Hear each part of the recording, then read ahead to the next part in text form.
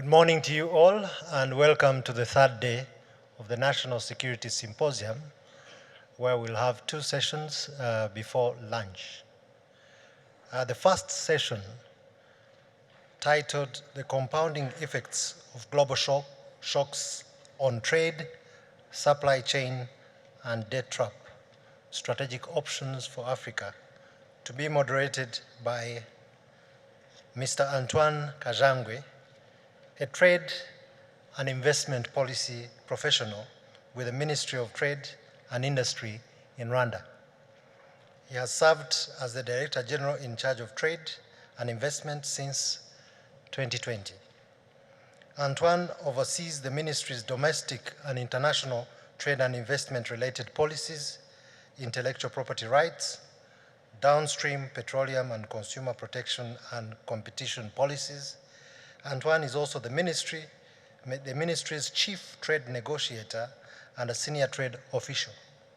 Antoine began his career as a paralegal of the New York County District Attorney's Office in New York, USA, and gained project management experience working with economic and youth empowerment projects at the Global Community Rwanda and the Imbuto Foundation. Antoine has a bachelor's degree in history from Oklahoma Christian University and a Master of Science degree in International Political Economy from the London School of Economics and Political Science. Please join me in welcoming Antoine to the podium.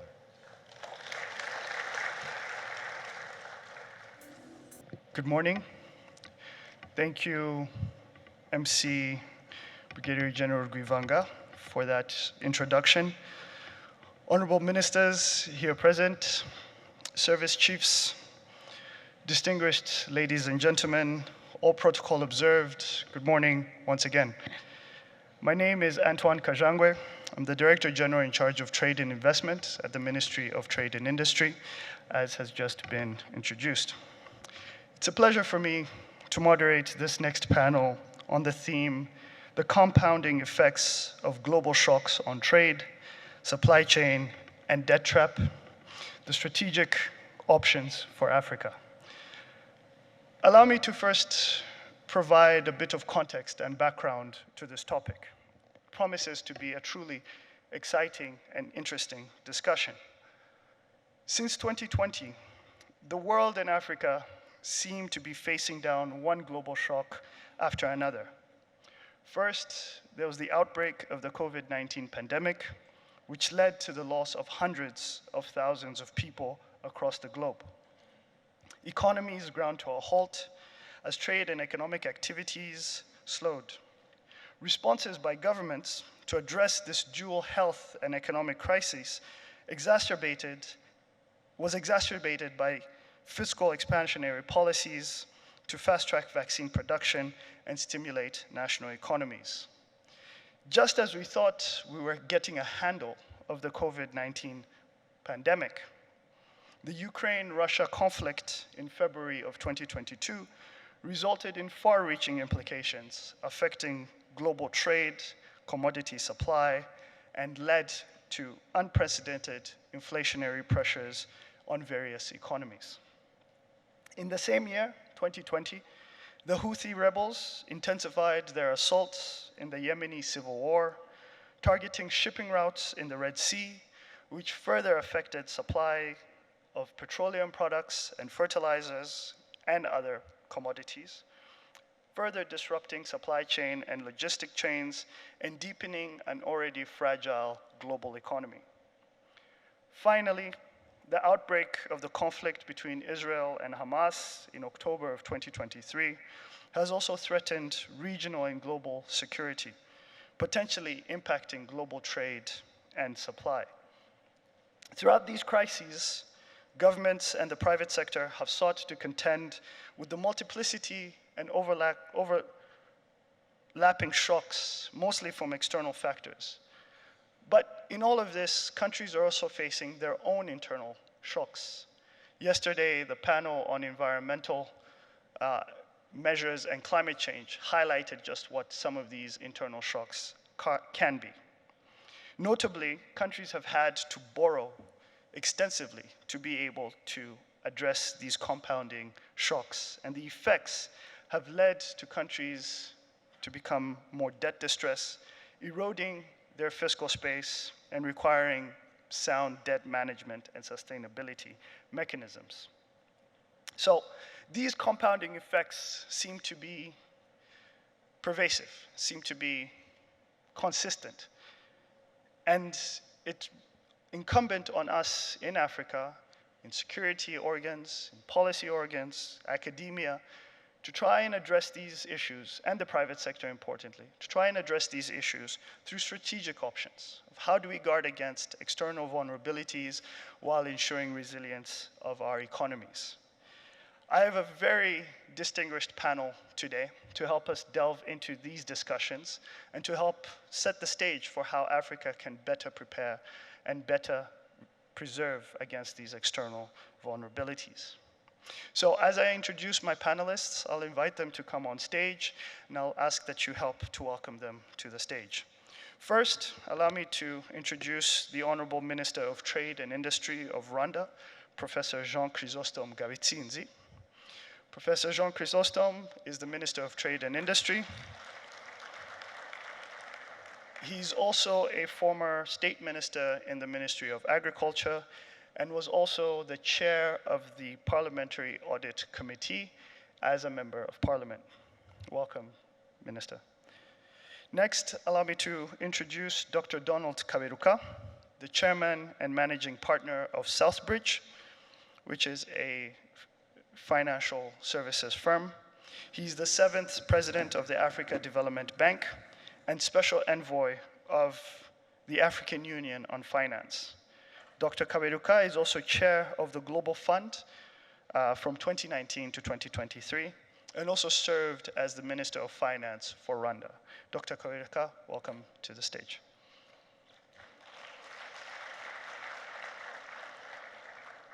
Next, allow me to invite Professor Atif Mian, who is the Professor of Economics, Public Policy, and Finance at Princeton University, and has extensive experience in investments, finance, and currency markets. Professor Mian, welcome to the stage.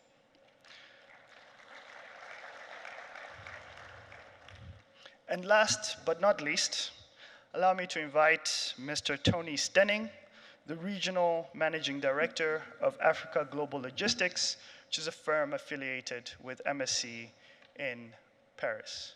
Mr. Stenning, welcome to the stage.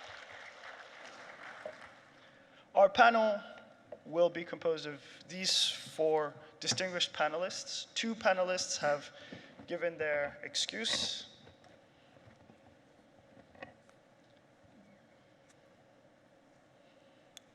Welcome, Chief of Defense Staff. I've given their excuse and apologies for not being able to make it, but we'll continue with this panel, and it promises to be an exciting one. We'll have a conversation with these panelists, and I'm sure it will be a very engaging one. Good morning once again. Honorable Minister of Trade, allow me to begin with you. Interestingly, of course, the minister is my boss. I usually get asked questions, so it's a privilege for me to get to ask him a question today on the panel. Minister, since 2020, it seems as though we've been dealing with one crisis after another. Upending development agenda strategies, imihigo for Minicom always seems to be something that we're trying to address. How have all of these external factors impacted Rwanda's trade and industrial sectors over the last 3 years? What has government and the private sector done to respond to these crises? Thank you, DG Tony. I know now you are moderating, but you are the implementer of all government policies, mainly in agriculture, trade, international trade. So I hope you will support me to respond to that tough question as a partner in the work. So it's very good to have a young like Tony questioning us, even if he's our staff. This is a hope that the shocks we are having we'll be able to have tough people like him to deal with. That is the journey we do as a country, where a DG can ask a minister to respond, and the minister will respond without hesitation. So that is something personally I appreciate, and of course I approved it because I have received the letter from the Minister of Minadev, and I have said this is the right choice. So Tony, don't worry, ask us what you think. So Thank you. regarding the global shock, yes, global shocks we have had in 2020, the main one is COVID. Sometimes in economics, when you analyze COVID, you see the impact of COVID. COVID is more than just a shock. COVID is a sum of many shocks together, because COVID affected all people, affected all goods, affected all locations, even affected what economists might think they know, the knowledge of people, because it came as a surprise. Usually in economics, a good economist is the one who can say, I can predict what will happen tomorrow in terms of, let's say, wealth, prices, macroeconomic situation. But when the COVID came, everyone was there to say, what can we do? The day after, many scientists, including the social scientists, including us in Rwanda, we tried to understand exactly what was happening. It was very tough. It was very unpredictable, but we have been able to do something even at the national level. The big impact of COVID, as I have said, it was an external one, tough and serious to affect us, because everything in a few weeks was closed. So when people can't move, of course, goods can't move. But it's there the security came in, and it's good to talk about it because the security played a big role to make sure that the order remains, because the people were under pressure, and regulations, orders, it was the first thing to respect to make sure that we can go ahead. So economically, if I come back to the question, investment, as you can understand, stopped. Trade volumes reduced at minimum level, in some areas at zero, and our GDP became under zero. The global domestic production, when you have a minus, is a very serious one, meaning that there is no even saving. So good enough, the quick response we have had here to make sure that we can contain the contamination gave us the chance to recover quickly, because Rwanda is among few countries who lost few human in terms of COVID impact. So it has been good to make sure that we have measures to stop it. For that reason, I have said, even if it's economic shock, COVID is more than is a human shock, mentally, physical, and everything it can do. So the strategies we had in the time, as you know, all of us, we are under industrializations. We had many things to do. We had investment. We had programs under RDB to support investors. We had, in terms of food security, some shocks from climate change, the drought we have had in the time. But good enough, we have a strategic reserve in terms of food, and our people have been able to eat, what is very important. So if you have something to eat, people think well, then they can do things. So thanks to the government, where we had that strategic reserve. Then at the macro level, micro level, I will talk mainly to micro, because it's the micro level where impact is big. Even if you don't have money in the account, the government account, but the micro level, meaning that our villages, our district, our sectors, our people in the city, that is the big part where we have been able to work on and make sure that some activities can continue under measures, of course, under security orders, and of course, under the spirit to understand when the shock is there, people, they cope. You can't do nothing else, because if you don't do it, you remain more vulnerable. So we have been able to recover a year after, 2021, when you have seen the curve of COVID reducing, the numbers in economies began to increase, because we've been able to begin the trade domestically, internally the country, but also at the external level. Then in 2022, our numbers became positive again, mainly in our GDP, where today we have been able to reach the level where we were before COVID, between 7 and 8 in terms of growth. So I think the policies we have been able to quickly adjust is what I want to understand, to talk about. Adjustment of an economy under shock is the political capacity to understand the problem and to analyze it quickly. So under the leadership we have, you have been able to understand that the policies we had at the time of COVID, they have to be quickly adjusted to new trends we have to achieve. So we have been able. On trade, mainly, manufacturing, I want to talk about the manufacturing because it's very important, because manufacturers have been really impacted by COVID because the factories were closed. And of course, the movement of inputs, it was possible because there is no logistic around. So after 2021, 2022, we have put together a fund to finance manufacturers to make sure that they can recover, in addition of tourism and other hospitality activities. That fund helped the people to recover from the loss in terms of money, because the loss in terms of forces, effort, mentality, we have been able to recover from the guidance from our leaders. So, Tony, the global shock, in one side, impact globally, but the intervention actions locally are more important than global. So what you have been able to do at the national level, I think it can be a lesson to us. I'm not here to teach others, but I can just explain this, to make sure that when there is a shock, the first thing to do is to remain calm, because you can think better. The second thing is to act quickly.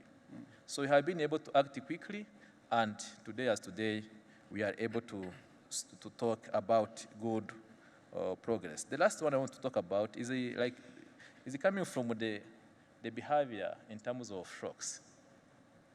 You can say it, you can call it behavior economics if you want to go to the theory. But the behavior in terms of shock is the capacity of a population or leaders to contain the population to remain at the same level of thinking, even if they're under shocks. And we have been able, because from the journey, our journey as Rwandans, we have had serious shocks more than COVID, and small, we have put together a system where everyone counts. So everyone counts because even not all of us were counting the same way, so you have disaggregation. When you have disaggregation, it's not easy to have a unity. So being one people, being able to sit and understand, being able to understand that the city will be closed at 6 p.m. and until 6 a.m., being able to understand that we not to go out the whole day, we remain at home. Those are qualitative things. Sometimes we can't model in economic modeling. So that is something coming from how people have been able to be educated. So education, not in terms of skills, education in terms of thinking, education in terms of behaving is more important on shocks, more than having a bank full of money. Because during COVID, the money was there, but impossible to use. So thank you. Thank you very much, Minister. Indeed, I think one of the important things, and where Rwanda maybe did very well in response to COVID, was to act quickly. And you've rightly mentioned it, whether that was ensuring that social distancing mechanisms were put in place, policies were put in place, but also importantly, and you touched on this, the economic and fiscal incentives and resources that could come to bear to support not only social programs, but also for private sector to get an opportunity to re-stimulate their businesses. You've mentioned the Economic Growth Fund or the Economic Recovery Fund. There was the Manufacture Build to Recover program. But both of these programs were incredibly expensive and eroded a bit of the fiscal space that the government had. But it was necessary for the government to be able to provide this financing. But the COVID crisis, more than anything, demonstrated how uneven and asymmetrical the global economic order stands. Countries like Rwanda that needed to do that response had to shore up their fiscal reserves and spend more money, and as a consequence went into debt distress or other debt management issues. So maybe Dr. Kaberuka, how can countries ensure that they maintain and have this policy and fiscal space to respond to these global and national crises?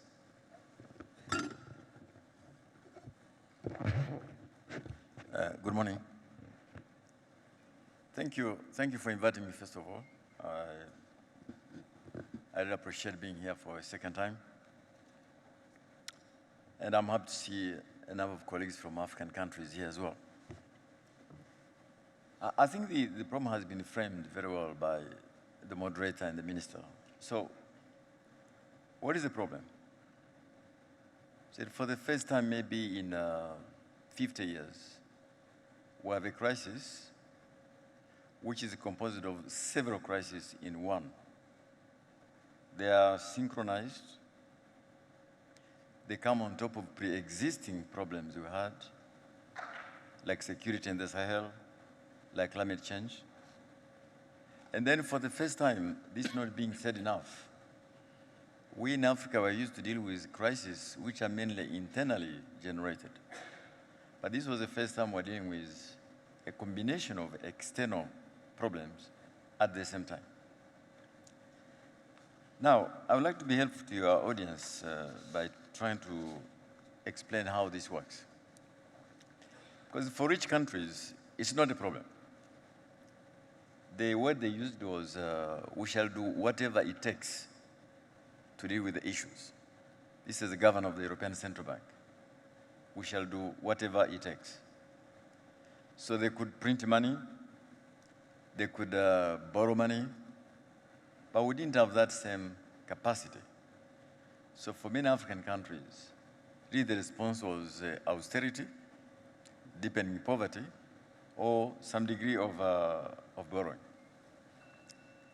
But of much more concern to many of us this time around is the way in which rich countries who have been telling us how to obey the rules of globalization quickly moved to actually ignore the same rules. Protectionism, hoarding of vaccines, export restrictions, even refusing to share intellectual property rights so that we can make, say, vaccines, for example. So the question I think we're called up to answer this morning, my colleagues and I, is, so for an African country, a small open economy, with very little fiscal means, very little room to print money. I'm not saying we should print money. In the context of anemic global cooperation, what do we do? Now, this is not an easy question to answer. There is someone who said that when you're in the middle of a hurricane or earthquake, manuals are not very useful. But in this case, there was not even a manual to follow. But I just want to probably respond by saying the following. Number one, actually, before COVID, many African countries, Rwanda included, were doing reasonably well. Debt levels were very low. Buffers, fiscal buffers had been rebuilt after many years of difficulties. We had many challenges, but we were doing actually reasonably well. Not everywhere, but in many countries. Now, I have two things I want to share with you, though. Number one, is this the first such crisis? Number two, is it the last such crisis? And I want to say that for both of them, the answer is no. When I look around this room, there are not many people here who were born in the 70s. But I want to give you an example of what happened in the 70s. Between 1972 and 79, the world went through three major shocks, which have had lasting consequences up to today. The first one, up to August 1971, the dollar was pegged to gold at about 35 cents dollars per ounce of gold. the dollar was as good as gold. All other currencies were pegged to the dollar. Then the President of the United States at the time woke up in the morning and put an end to all that. So that was the first shock. I don't have time to go into details of what happened, but this was quite significant, and we're still feeling it today. Number two, in 1973 in October, oil exporting countries imposed an embargo on oil exports. Now, you may think this is not significant, but oil from one day to another increased by 6 times. 6 times. Now, as if that was not enough, a few years later, another embargo, and oil price went up. So between 1973 and 1979, oil price had gone up more than 10 times, actually about 17 times. I'm saying this because being in a military school here, the consequences on security in many African countries were very, very significant, from Ethiopia to the Sahel, as prices were going through the roof. And at that time, what governments did was to respond the way they knew at the time, which is price controls, currency controls, import controls, government intervention, the kind of things they used to do. Now, it did not work. Now, I want to say this to you also, because many of you are Rwandans in this room. If there is a country which ever suffered a shock of magnitude, it was Rwanda in 1994. GDP fell by half. Inflation was running above 60%. And many of you in this room know exactly what happened and what has built the resilience of that country. So we know exactly what can be done when you have got a major shock. So what can be done? Number one, it is not easy, first of all. You know, the saying that all tough things is 90% perspiration and 10% inspiration. That is what happens. There's a lot of hard work to be done. Number two, speaking as an economist, as a trained economist, I don't like to give you an impression that this is a technocratic process. Economists will sit in a room somewhere and find solutions which are very ideal and put them to you. No, it is a fundamentally political process of making choices and trade-offs. Number three, it is important that we avoid the mistakes we made in the 80s and 90s. We cannot outsource the solutions. The solutions have to be internally generated and owned by the people themselves. Number three, it is important to do so in a disciplined way. Again, speaking to security people like you, I think you understand what discipline is. Discipline is important in your work as it is in economic management. In many African countries, my sense is it is time to restore a lot of fiscal discipline in the way we manage budgets, deficits, debt, etc. But also, as you do that, it is important to bear in mind something I call social capital.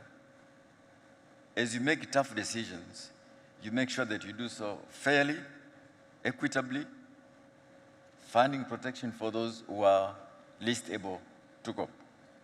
So let me just briefly end by saying, so what did Rwanda do when we suffered a major shock? Many of you are very young, you know what to call this. Number one, all the tough decisions were taken. The Rwanda government did not hesitate to take tough decisions. Whether it is currency reform, trade reform, removing controls, all things were done. It was time to make those decisions. Many people in this room would not know, for example, that the Central Bank of Rwanda became independent in 1997 before the Bank of England became independent. Why was this important? It was a way to show that we don't intend to print money. This will be a government run on fiscal discipline. I could go on, I don't have time to explain how these things were done, but also the government put in place institutions which ensure accountability, which ensure fairness, which ensure we can collect our own revenue. The challenges are still the same. They simply change in nature. Now, I want to say this to my friends, especially those from other African countries. The minister has mentioned trade just now. My concern is what has happened is that this globalization process has served all of us very well. Of course, it has been painful, and the pains have not always been well managed. But for us to see wealthy countries disobeying the rules of globalization, export restrictions, protectionism, has left some history we'll have to deal with. But Wamukele is not here from the African Continental Free Trade Area. My sense is we in Africa remain committed to globalization. But it'll have to be a different tweak to it. Number one, we'll have to de-risk it to reduce the volatility. Typically, in many of our economies, volatility in our economies was coming from two areas: agricultural production, highly variable year to year, and then some of these external shocks. So these sudden restrictions, protectionism, has increased the volatility. And my sense is the way to deal with that, I'm sorry Wamukele is not here, would have been to help us, tell us how by anchoring the African Continental Free Trade Area, we can actually do this. The second thing we'll have to do, maybe that's not sound economics, but it's sound politics, is that we can no longer fully depend on things like medicine and food and vaccines on global supply chains on the basis of where it's the least cheapest to produce. We'll have to produce some of these things. But we can do so if we work together as Africans in the Continental Free Trade Area. And I want to add, moderator, sorry I was speaking for too long, is that on this issue of debt, which is being talked about now in many African countries. Number one, debt is up everywhere in the world. I don't know if my colleagues maybe can talk about it later, but my last numbers show that today, debt in the world, banks, governments, households, and companies, is about $313 trillion, up from $210 trillion 10 years ago. That is almost 3 times the GDP of the world. So debt is not an African problem, it's a global problem. And if you look at a country like Rwanda, before COVID, Rwanda's debt was actually very sound, very well managed. But because of having to front-load some of the support to COVID, because of lower grants or grant components, because of the shrinking revenue base, which the minister mentioned, because of COVID, it means the debt ratios have gone up. Not because the country has borrowed irresponsibly, but because of these global conditions. Then, in some African countries I'm familiar with, there has been also a problem on the debt issue that it has accumulated very fast. It outstrips growth. There are some mismatches because some of the money, the way we invest it in some African countries is not very optimal. And then also I have to be honest that in a number of countries, especially commodity-backed countries, something different could have been done. What I cannot accept is that this is the problem of China, which I read sometimes in the international press. China holds less than 20% of Africa's debt. So the debt is not an issue because of China's investments in Africa. It's because of these crises combined. Now, of these amounts of debt I've just mentioned, if you look at Africa's debts, my last number is about 1.8 trillion compared to 331 trillion. But why do we have this problem? There are two issues I want to mention. One of them is what is known, I don't know if Minister has heard about this. It is called the zip code problem. The zip code meaning that our address. So when we go to the market to borrow money, because we're Africans, we borrow much more expensively than many other countries. It doesn't matter whether you're Rwanda or you're Nigeria or the Ivory Coast. You have a zip code problem. You are an African country. So the risk, the perceived risk are very high. So we borrow money too expensively. And that's something we have to work together as African countries to deal with. Now, as a result, many countries now I know are spending much more today on debt service than on health expenditures. So I want to end by saying that this is not the first crisis we have had. Rwanda has shown how you can deal with a major crisis by doing things we have to do. But it is important to add, especially for my brother African countries here, please don't outsource policy. No one else can do it for you. We have to look at our own conditions. It is not a technocratic process. It's a political process. You make choices. If you make the right choices, you will get there. I don't know if you know this explanation. I like to it in some of these meetings that if you want to go far, what do they say? Go fast. If you want to go far, go alone. Yeah. And if you want to go fast? If you want to go fast, go alone. If you want to go far, go together. Yeah, but I want to tell you something else. But what is the direction? Where are you going? So, if you want to go far, go alone. If you want to go fast, go with others. But where is the direction? Where are you heading? So I wanted to add that if you know where you are heading, enough people will follow you at the right time, and you'll be able to go far and fast. This is the case in this crisis, and I think as Africans, if we work together like that, I think we can overcome this problem. Thank you very much, Dr. Kaberuka. Indeed, and I think His Excellency, the President, President Kagame, also touched on that point in saying we should not compromise going fast or going together. We should go fast and together, but in the right direction, and certainly this is what we aspire to do here in Rwanda. Go fast and still go together. But I think some key takeaways from what you've just mentioned, Dr. Kaberuka, don't outsource solutions. In Rwanda, of course, we have our mantra of homegrown solutions. There's no manual to these problems. Yes, there's what you can learn in school and in policy circles, but you have to be adaptable. You have to be flexible to some of these solutions. You have to have discipline. And I think in a room of senior officials, senior officers, that discipline has to permeate throughout society and ensure that we have that fiscal discipline within economic circles as well. Maintain that social capital to be able to address.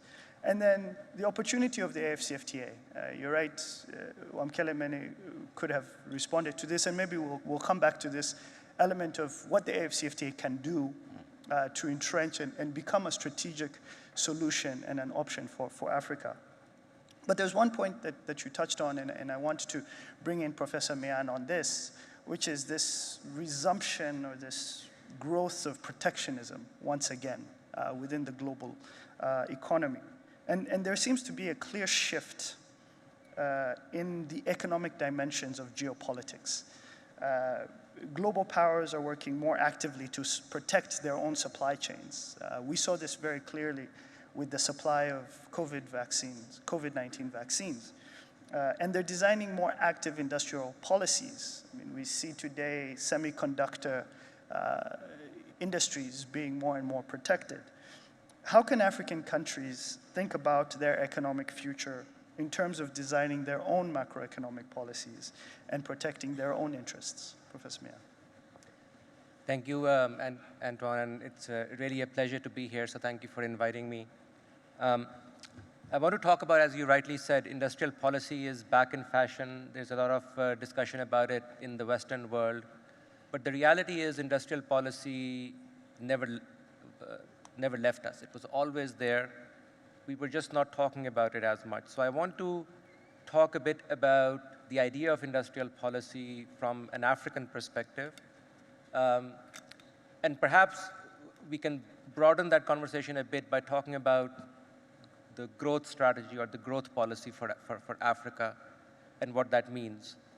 Since we are sitting in front of distinguished officers from the military, maybe I can start by giving a military analogy. I was fortunate yesterday to go to the museum, the campaign against genocide. And it's really remarkable, you know, the turnaround and the narrative and the story of this beautiful country. And when you walk into the museum, one of the very first things they show you is this plan of how we are going to win. And it's a military plan, which has sequences of what the phase 1 is going to be, what phase 2 is going to be, and there is a clear evidence of planning, first of all. There's clear evidence of coordination. And there's clear assignment of roles, what will, you know, this part of the force do, what will that part of the force do.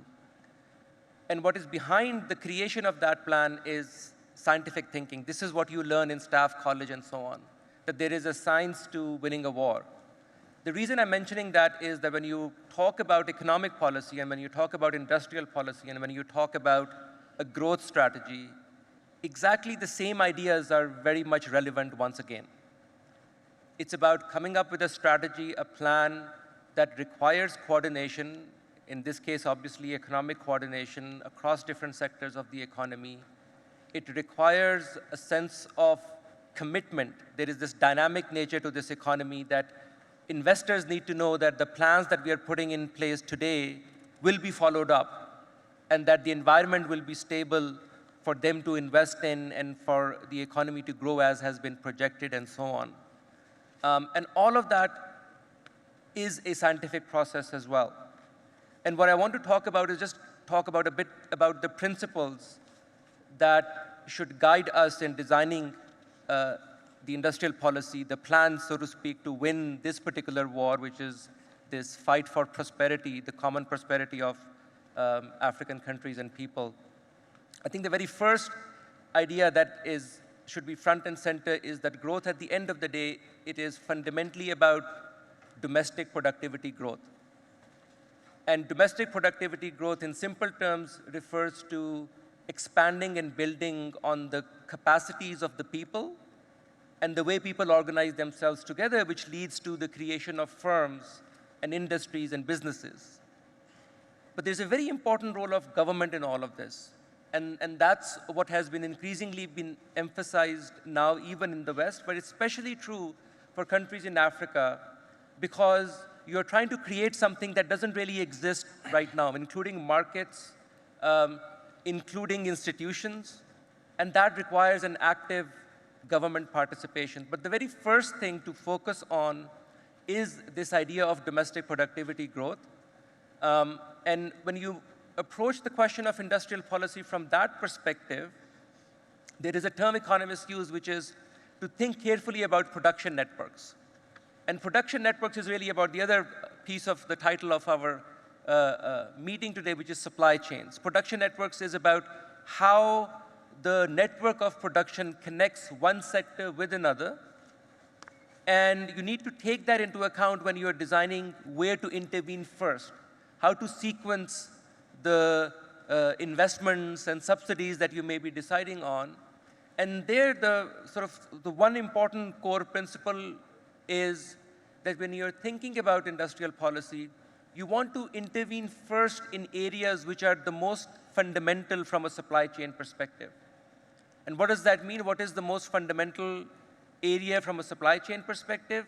It's the sector that is being used as input by most other sectors. So everything else is downstream from there, for example. And one example of that would be human capital. And this is one thing I've been talking about since I've been here in Rwanda, that when you look at Rwanda, Rwanda can have a great advantage if it becomes an intellectual hub for the rest of Africa by creating universities, centers of learning, but really by creating institutions where science and R&D is really key. And the creation of intellectual property, that is one very important element of supply chains and where value gets added. So focusing on human capital would be like the first element of the supply chain, if you will, because everything else is kind of dependent on that. And so that is an obvious place that you want to invest in. But along the same lines, once you think about what is really the most fundamental sectors that you want to invest in, you're naturally led to other areas like energy would be an obvious second one. That this is an area where you need to gain self-sufficiency. And energy in the modern context requires new science, new technology, because you need to move towards renewables. And so once again, you need to build that capacity within yourself. I very much agree with what was said earlier, that Africa needs to find its own solutions. And when we say that, it also equally means that Africa would need to develop its own technologies and own its own technologies. That's actually very important when you talk about industrial policy. One way to think about that is that when you look at something like the iPhone that I'm holding in my hand here, if you look at physically the iPhone, most of what you see, Apple actually does not make itself. Everything material in it is being made in Vietnam, China, India, places like that. Yet most of the value, maybe 80, 90% of the value that makes the Apple company is not the physical phone actually. It's everything that you don't see physically. That has to do with intellectual property, that has to do with branding, marketing. The big element of the value chain is all in that softer elements of the value chain that we talk about. So we need to take that into account when we are designing industrial policy, that we are designing it in a way that we keep those bigger portions of value chains inside the countries, and so they don't leak outside the system, so to speak. And so those value chains have to be embedded inside Africa as well. So we need to think about creating African firms, not just talking about, there was, in the earlier sessions, one of the speakers mentioned that multinational companies can be extractive in nature when they come to Africa. We need to understand what that means. And it is true. Foreign direct investment can be collaborative, it can be very productive, but it can also be extractive. And we need to know the difference between the two when we are designing industrial policy. We need to encourage the productive aspect of foreign investment and discourage the extractive component of foreign investment.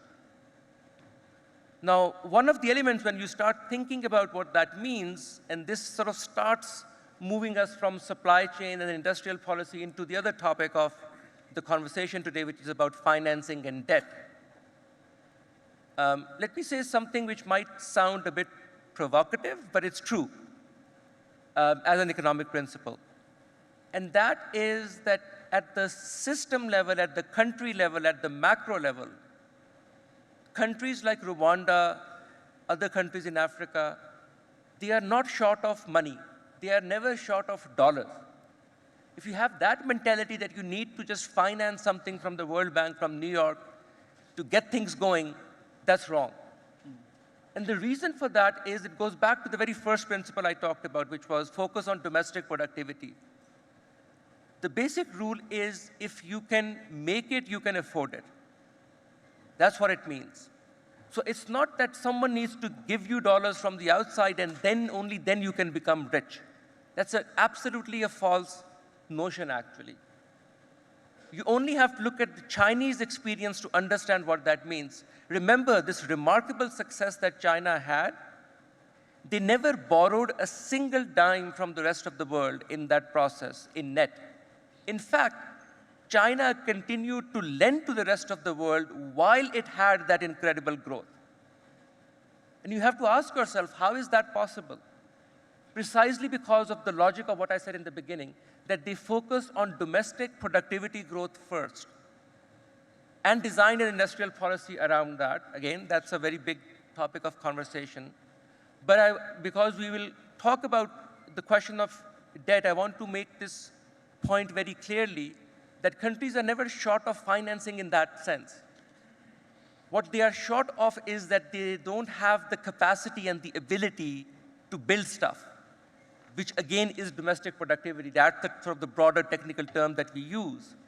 And so focus has to be on building those kind of capacities and not just on borrowing dollars so you can have a shiny object today, but if that shiny object is not really adding to your capacities more broadly, it's not going to be sustainable. And it's that kind of borrowing that ends up in debt trap. So let me push on that a bit more and talk about what kind of financing links up with the right industrial policy and what kind of financing can lead you in trouble and debt traps.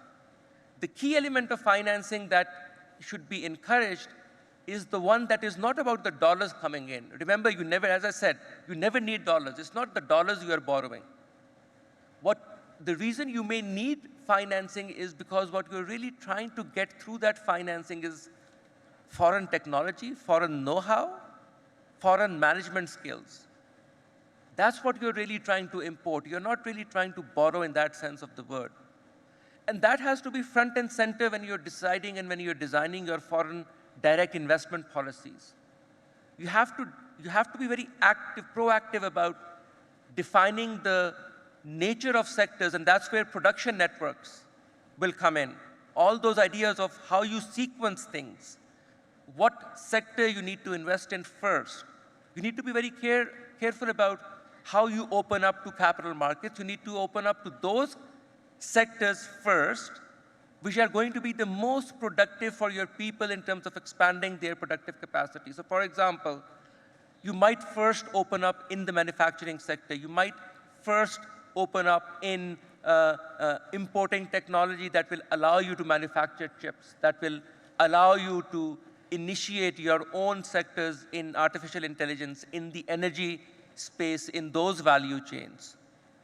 And you want to give preferential treatment to those kind of investments. You may not, for example, you may want to actively discourage speculative investment coming into sectors which are going to make you even more import dependent. For example, energy plants that are fossil fuel based that you have to import anyways.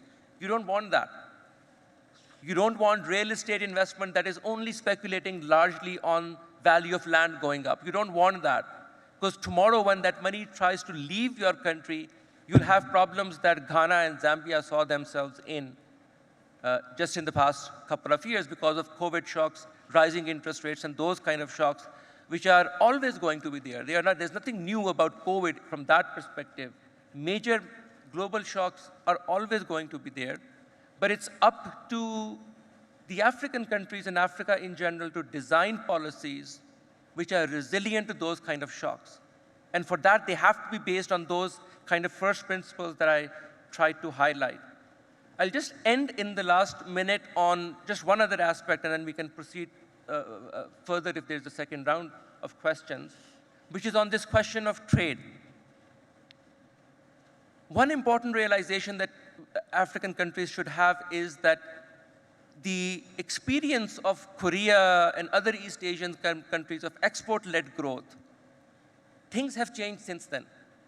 The rise of robotics and so on, one implication of that is that you can no longer have mass employment of the scale that Africa needs through the manufacturing sector, for example. It just will not absorb that much labor force. And so the strategy of African growth needs to be, of course, you want export-led. Of course, you want to go into manufacturing. Don't get me wrong. But the scale that Africa needs, remember, Africa is going to have 1 out of every 2 people entering the labor force is going to be an African looking forward. So the scale of growth that Africa needs is going to be completely different from what we have experienced in the past. And export-led manufacturing for the rest of the world will not be able to absorb that much. So Africa needs to look within it. I mean, the good news is Africa itself will have so much demand that trade with each other is going to be the big engine for growth for Africa. And that's going to be another element of like the first principles on which this industrial policy and growth strategy should be based. So I'll end on that and then happy to dive further into these issues. Thank you. Thank you very much, Professor Mian. Certainly, this element of the AFCFTA, intra-Africa trade, is coming out very strongly as a strategic option for dealing with these externalities and these factors. And to your point, we need to first have domestic productivity growth. We need to have something that we're producing, that we're able to sell, whether that's a good or service. But fundamentally, whether we're trading within Africa, whether we're trading with the rest of the world, we need supply chains. We need value chains. We need to create these regional value chains that allow us to borrow or import raw materials, produce them, process them, and then export them as finished products as part of this industrial policy. So that brings me to our final panelist, Mr. Stenning. From a logistics standpoint, COVID-19 showed us just how greatly impacted the logistics sector was. Partly because of COVID-19, supply chains were fundamentally affected, shifted. The Russia-Ukraine conflict has also had its own impact on supply chains. The insecurity in the Red Sea has had an impact on supply chain, and specifically on logistics. How do logistics companies such as Africa Global Logistics or MSC cope with these global shocks? And importantly, and perhaps this is a bit of a provocative question, are logistics companies the real winners in these global shocks? Or are you all facing the same challenges that the rest of the sectors are facing? Thank you very much, Tony. Good name, Tony. There's not many Tonys left, but it is indeed, right? Firstly, thank you very much for this kind invitation to come here, and it's an honor to be in front of the Rwandese Defense Force. I don't think I've seen so many senior officers in front of me before, so it's a great pleasure. Last Friday, actually, I was here in this very room hearing your esteemed president talk, and you know, he's a true visionary. He's a true visionary for this continent, and he wants to move things quickly. I've been involved with Rwanda for over 30 years, actually, in my profession, and the results that have happened here are quite remarkable. I'd like to, I'm not a financier, I'm not an economist, I'm a businessman. I've spent my whole career working for one company, which was Bolloré before it became African Global Logistics and was subsequently taken over by the biggest shipping line in the world, which is MSC. And I've spent all my career either in East or Southern Africa. I have a home in Nairobi and a home in Johannesburg. What I'm going to try and explain to you today is what happened from a logistics and shipping point of view in COVID and the shock of that. And the shocks of it probably was one of the biggest shocks since the Second World War, globally, let's say. And it had dramatic impacts on the supply chain. And the question from Tony is, who were the beneficiaries from that shock, okay? And as a group that is probably the largest group within this sphere on the African continent, how did we react, and how are we reacting as far as the future is concerned? So I just wanted to give that sort of context. April 2021, the pandemic spread slowly and spread quickly through the African continent. Globally, factories shut down and the supplies were just stored. We, as a shipping company, and I'm trying to be simplistic here, not to make it too difficult, but we as a shipping company with, say, 800 vessels had to park a severe proportion of that fleet all over the world. Boom. Stop. Okay? With all the dramatic consequences for that. The factories, the ports, how to move it. On the ground here, in the region that I'm responsible for, we have trucks, we have people, we had to stop. South Africa, the borders were closed. I run a fleet of 500 trucks going up and down between the south and into Zambia, and the Katanga region stopped. It was a frightening period. It was a period where, were we more frightened about the illness and the unknown of COVID, or the economic consequences? Was there uniform agreement, country to country, how the response should be?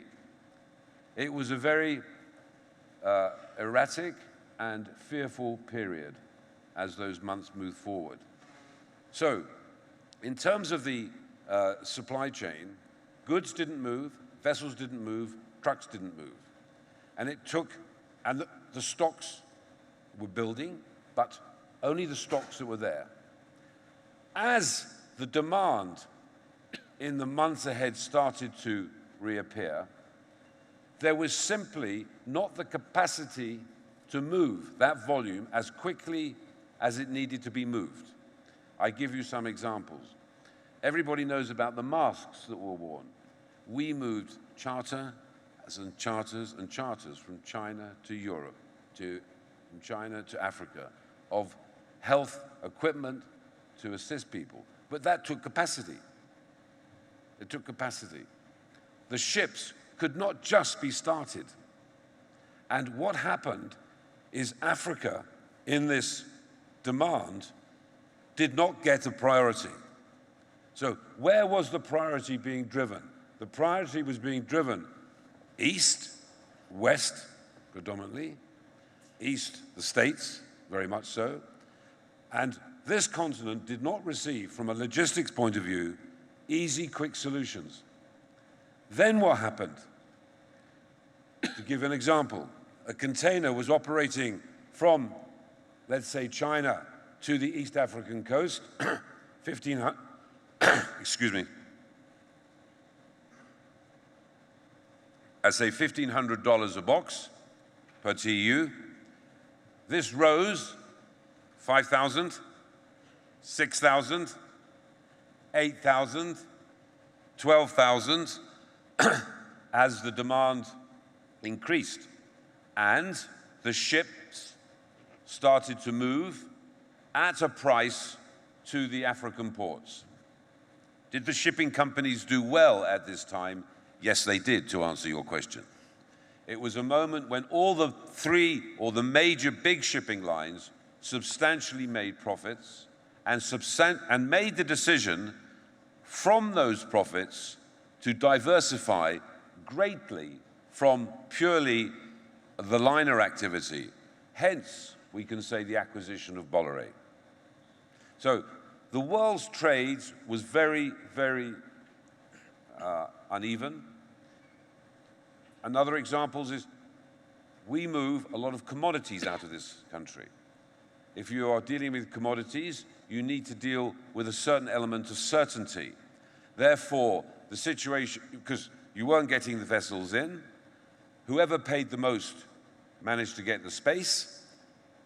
The commodities, copper and the products, were not going out at the required level. And this, again, was affecting the factories in China and the rest of the world that needed these essential products. So Africa struggled greatly. It struggled as a continent to have a coherent COVID policy. Just to give you an idea, during this time, I experienced 251 COVID tests, okay? Because I would leave Johannesburg with a COVID test. I would arrive into Rwanda and have another test.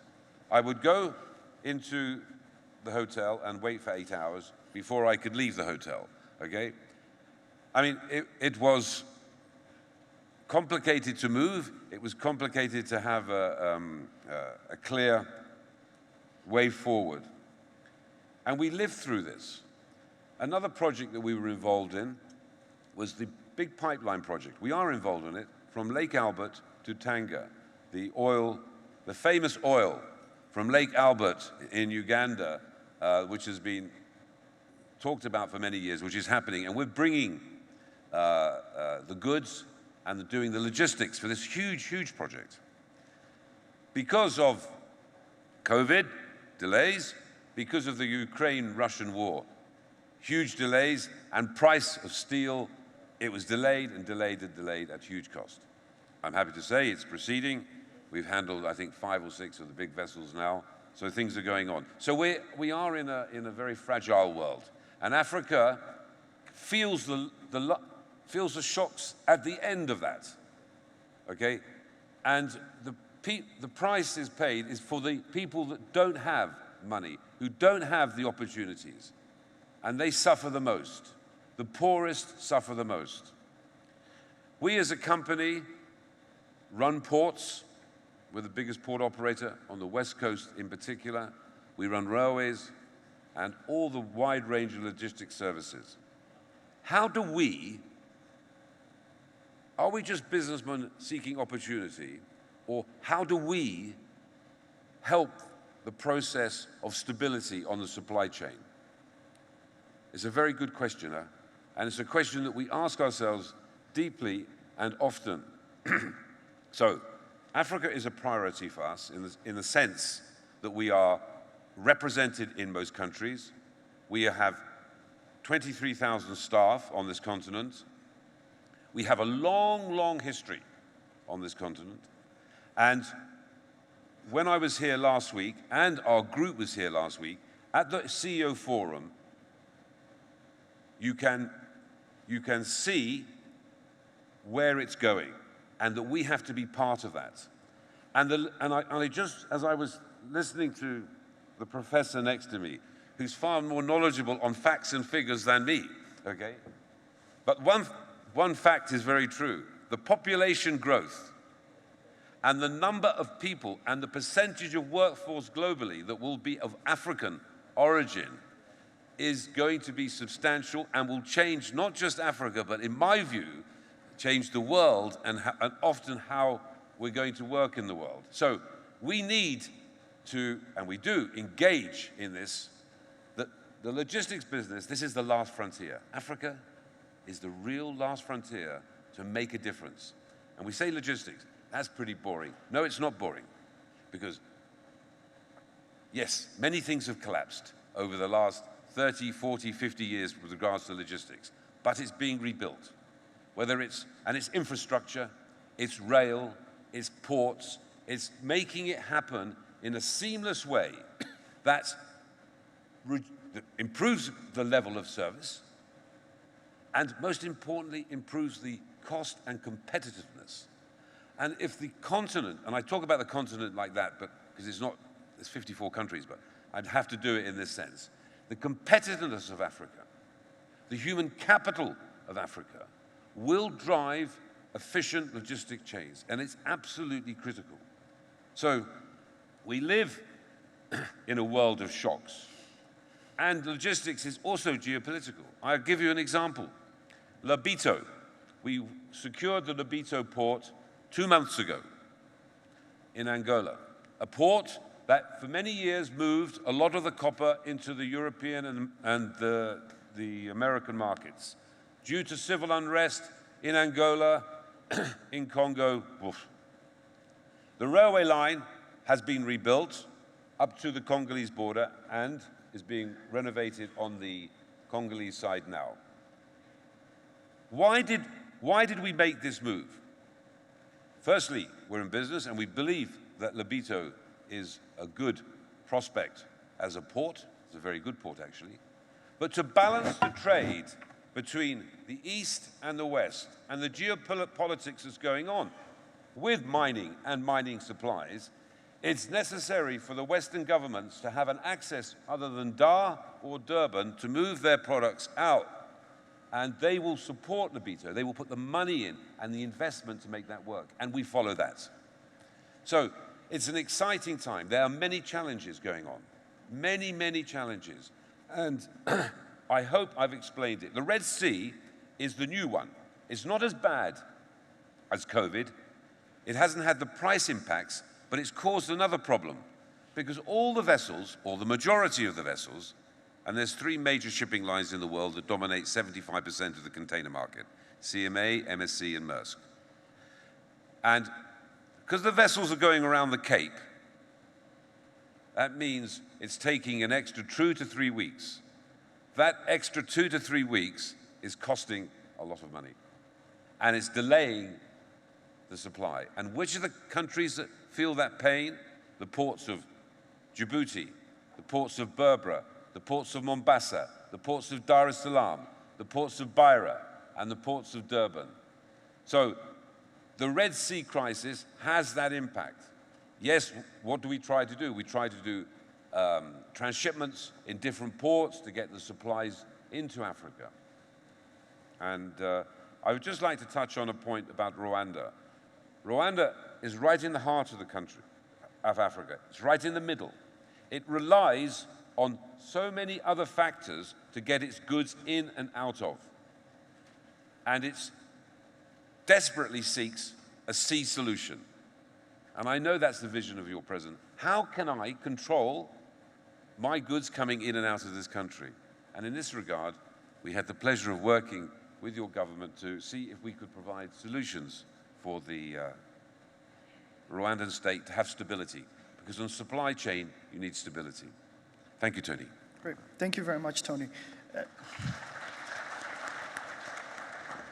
The Africa opportunity is immense, from the population dividends, labor productivity that promises to grow in future, to the infrastructure opportunities. You've mentioned the Lobito corridor, and there's so many other corridors on the continent that today certainly needs to be developed. And again, within the thread of intra-Africa trade, how do we ensure that these regional value chains are also supported and facilitated? Now, as we move to the second part of this discussion, and I hope we'll have an interactive discussion amongst ourselves and then open up to the panelists for some questions. These compounding effects of global shocks, we've touched on many of them. COVID-19, Russia-Ukraine conflict, the Red Sea, Houthi rebels, not to mention internal conflicts as well. It seems like there's so many. And Dr. Kaberuka reminded us that this is not the first time and that there are future crises to come. Minister Gawitsinze, how do you see this from Rwanda's perspective? What do we need to do to guard against the impact of these future crises and these future shocks? Thank you, Tony. 2 days ago, we were discussing about the cost of energy, the cost of transport, and we discussed data from last 10 years. I had something in mind, but what will happen next 10 years? I just went to a website where they do forecasting of data. I took just $1. Other side, I put Rwandan franc. In 10 years, $1 will be around 2,000 Rwandan franc. I was shocked because I never think about it. So I said, let's add other 5 years to understand if something will happen to decrease the exchange rate. Nothing. Additional 20%. I added other 5 years, so I arrived at 20 years. 20 years, I will be in pension.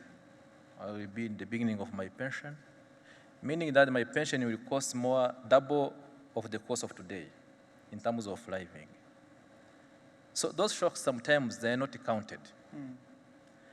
Then, going back home, I observed my 4 kids and my wife, and I said, in 20 years I'll be in pension, where they will be.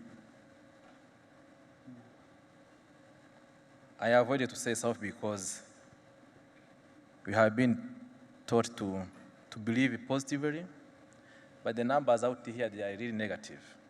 I want just to say to everyone here to be aware of that. Where we are going, as Dr. Kaberuka said,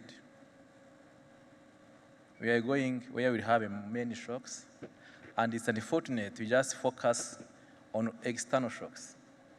I want to come to internal shocks, endogenous shocks we can have in our countries. If we don't invest in production to make sure that we can have more benefit after 20 years, meaning that we have an issue in terms of debt, as I've said, but in terms of purchasing power. So a solution is a production, another one is a production, another one is a production plus N times. If you don't produce and you consume, make sure that your end will be very, very bad. And that is the fear I have, honestly say, because I consume every day. My Momo number, from the morning to evening, I send money. The first time I get the salary, I see the message on my Momo.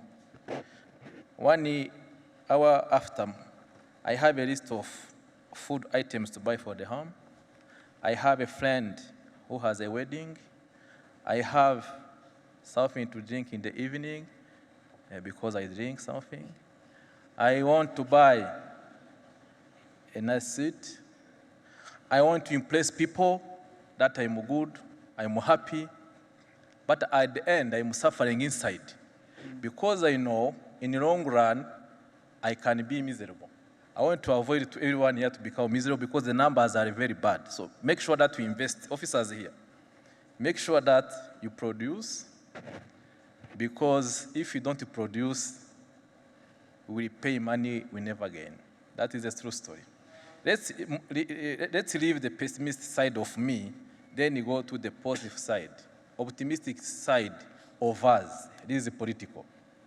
The population in global they talked about, if you take it in one side, another side you see the trend in terms of economic growth, the population is beyond the economic growth, is up. But in an arithmetic way, this is a force. It's a human capital you're developing with a brains, physical force to create more wealth. To make sure that we can do it is to create capacity on that people. So before to arrive to Rwanda, I wanted to pass through that to say, what do we have in Africa? In Africa, you have forces. In Africa, you have people. In Africa, you have young people.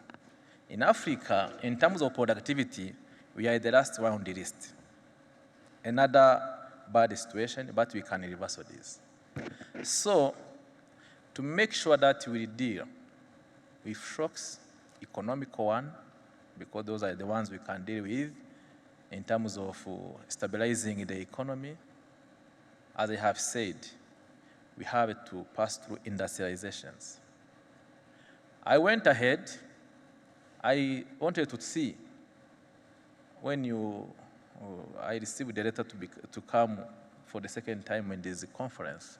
I tried to understand the role of security in everything you are doing and why we are here as civilians to talk to the officers. I wanted to create something together to understand why. The why is there because all countries in the world, the cost of security is very high. The big industries producing the needs equipment to stabilize the countries is very high. So when Africans, we are importing those equipment, we are paying in dollars. The one I have said will be more than $2,000 in 10 years. So meaning that even the military system has to invest in terms of producing locally what they can use.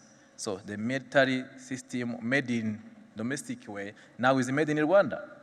And from the information I have, what I see, we work together, we are trying to do it. We want to speed up to make sure that we can reduce the cost in terms of security cost. Another issue in Africa we have is understanding each other. You see, the cost we cause when you close a border because just of external shocks or external or our thinking. Usually, it has been said in terms of shock or shocks, or in terms of bad situation, you might be humble and open to work with others. it's unfortunate that only in Africa, when you have problems, political ones, we put it into business and you close the border when you don't have nothing inside the country. And that is very bad. It's very bad because you need people, but because of ego is where we wanted to arrive. Ego on us, I prefer that my people can die without food instead to trade with each other. In economic terms, many on trade modeling, there's something we call gravitation models. Gravitation models usually take a set of variables to understand with who to trade, what to trade, and when to trade. The first one with who to trade, the distance is not an issue. You can be a neighboring country, you can be a so far country like China, you can be a country between, let's say, a reasonable distance, but the result is not the distance, the result is the agreement within or between countries. Africa, are we agreeing on that? We have to agree that if Rwanda is trading more than UAE, is an example. We have a very nice people around us. We have on our beyond our borders, we have other countries. But that variable of agreement is very important. So we have to sign more agreement. With the people, we can enjoy the trade, we can enjoy the fruits from our collaboration, even if it's so far, because the logistics side, we have solutions. We have former Borore, we have others to bring items here. But when you can't sit together and they agree, it's very bad. Minister, maybe before we lose this point on trading, you sit on the Council of Ministers for the AFCFTA. Is the AFCFTA a solution for us to be able to, one, help increase production and productivity? And also, you've touched on this point of export controls and restrictions that we put in place, the protectionism that's there. How do we actually get the AFCFTA to work? Do you see it working? Thank you, Tony. You see, AFCFTA is a design with very good map.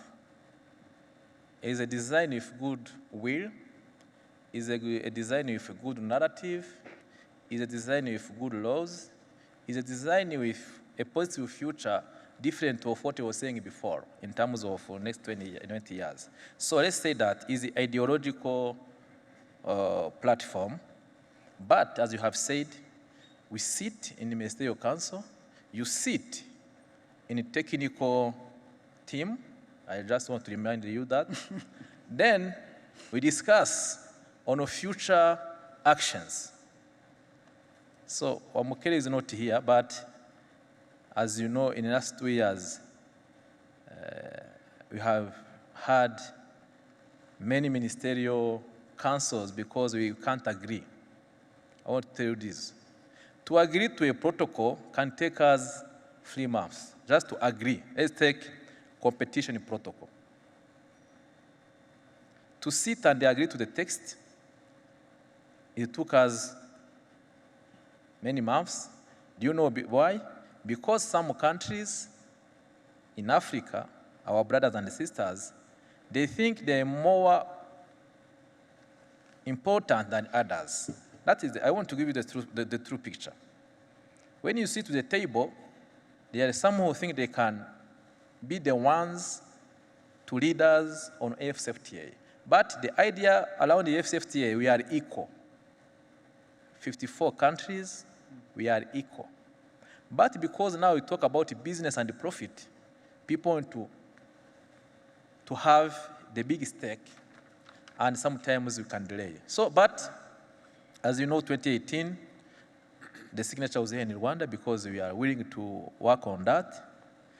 If we don't put us together as a continental, not only because it's a good narrative, but because of what I have said, production together, industrializations, easy business through logistics, and of course, put aside our ego, because it's a problem I see. Now we have concluded all discussions. The head of state summit in February this year, they approved everything we did as ministers. Now we have to have actions. Actions will not be straightforward way or just a line. No, will be like a cover because we have to put in place many things. The first one is infrastructures and the supply chain, and you have to invest mainly on digital platforms because to trade from here to Niger to Burkina Faso, we have to use those digital to minimize the cost of transactions or the cost of doing business. But Tony, before to close here, I want to say that AFCFTA is very good in terms of Africans, but it's not very good for our people coming from Europe and the USA because now they see that we are going to be able to be independent. And we have been independent for many years, so the work will be tough. And you have to be tough on that, on implementation. And I hope you people young like you will make sure that the goodwill you have today in terms of politics will be translated to tangible actions. In Rwanda, we are hosting some initiatives from AFCFTA Adjustment Fund, as you know. They will give money to good projects, good business ideas, but you have to have them. So meaning that you have to support our people with good projects to understand and to have a fundable project. And you have to deal with those shocks, macroeconomic shocks, who are coming day after day. Of course, there is what they do very well, our fund here, the simulation. The simulation is another part I want to say about. Because if you do simulation, not the one I did, the one was just the prediction or to see what will happen in forecasting. You have to simulate our economies, not for next 5 years or 10. We have to make sure that, are we prepared for next 30 years? If we say 2050, 2063, meaning that they have even with them the brains to do that, because if you see the conflicts we are having from last 20 years, are not decreasing, are somewhat increasing with different impact. So it's more intense, is more technological, is more sophisticated, and they impact economies. So we have to go all together. It has to be an integrated system where the political, the civilians work, goes together with the military system because they have a very big impact on the stabilization of economies. And you have examples. So, Tony, perhaps I have said too much, but the time was somehow enough, sure, if I see from the beginning. So if you allow me, I will come back to my country, to Rwanda, and to my role today as a humble servant. Of course, I will do my time. Another one, I will do his time. You know very well Dr. Kaberuka. But, Doctor, do you know, I have received a Twitter. It will be 6 months ago. I don't know the name. I will check again. One asked me, are you the brother of Kaberuka? I asked, why? But, Moras, do you think we are? Anyway, in one way or another, that tweet is there. That Twitter, I hope you will be like you. You are my role model in terms of powers because both of us we like economics, but that Twitter is there. I will send to you later. Perhaps we can discuss to see if we don't have somewhere we met in time back. But that's so. I want to finish here just telling Kaberuka that we, as Rwandans, people think we are brothers, and of course we are. But it's someone who did many things in the time I was very young, and until now he's serving. I think he can say more in the future, but what I can say, there's no free lunch, Tony. You have to work hard. Sure. There's no free lunch. Absolutely, Minister. I'm reminded of the theme of the CEO forum that just concluded, which is Africa on the table or on the menu? And certainly we have to make sure that we're on the table and that we're contributing actively. This element of insecurity and its impact on trade and these regional integration projects, specifically the AFCFTA. When you look at the Sahel region, for instance, and all of the conflict that's there, it's limited the prospect for implementation of the AFCFTA for these countries. And the Agenda 2063 of the AU has put the AFCFTA as an enabling agreement to silencing the guns. But it's a question of, can you implement the AFCFTA while we still have regional conflicts? But that's maybe a discussion for a later panel. I want to come back to Dr. Kaberuka on this point.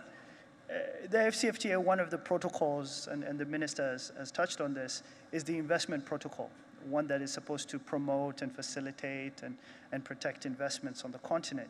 Yet we see FDI into Africa reducing. UNCTAD's investment report for 2023 shows investment into Africa reduced almost by half between 22 and 23. Yet Africa has 7 of the fastest growing economies globally. Why doesn't Africa see more of this global investment flow, despite outperforming global peers? What structural limitations does Africa have and face that limits its attraction of global investment flow? Thank you very much. Now I'll not comment on whether I look like the minister, but that is a matter of biology. Now, on the Sahel, Minister Abdoulaye Diop, I saw him on the program, the foreign minister of Mali. I don't know if he's in the room now. Yes, he's there. Please let him talk about the Sahel. It might interest our colleagues here from the military. Because I've been serving on a panel set by the UN and the AU. It's called the International Panel on Security and Development in the Sahel. And we have learned a lot about the link between economic development, the environment, demographics, and security issues. I don't have time to go into this today, but it might be quite interesting for the audience to see the interaction between climate change, demography, because they have the fastest growing population in the whole of Africa, then the economic issues together, and how they feed into some of the security challenges you face in the Sahel. I don't have time to go to that today, but Abdoulaye is here. And I believe there'll be a panel right after. Yes, yes, very good, very good. And welcome, Abdoulaye. Yeah. I have just 4 brief points. Number one on the CFTA. Remember what Dangote said here, the CEO forum. He said, I am an investor across Africa, but I need so many visas. That has nothing to do with the CFTA. It has something to do with the political will of our countries to open up the borders for investment. That does not outweigh for the CFTA.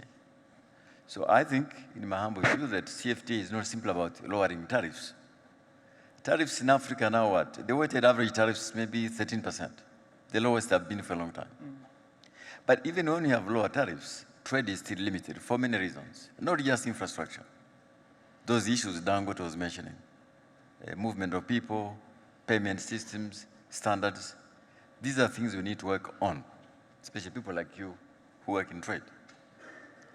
And the second point on CFTA, which is equally important, look at the East African community, where we are here.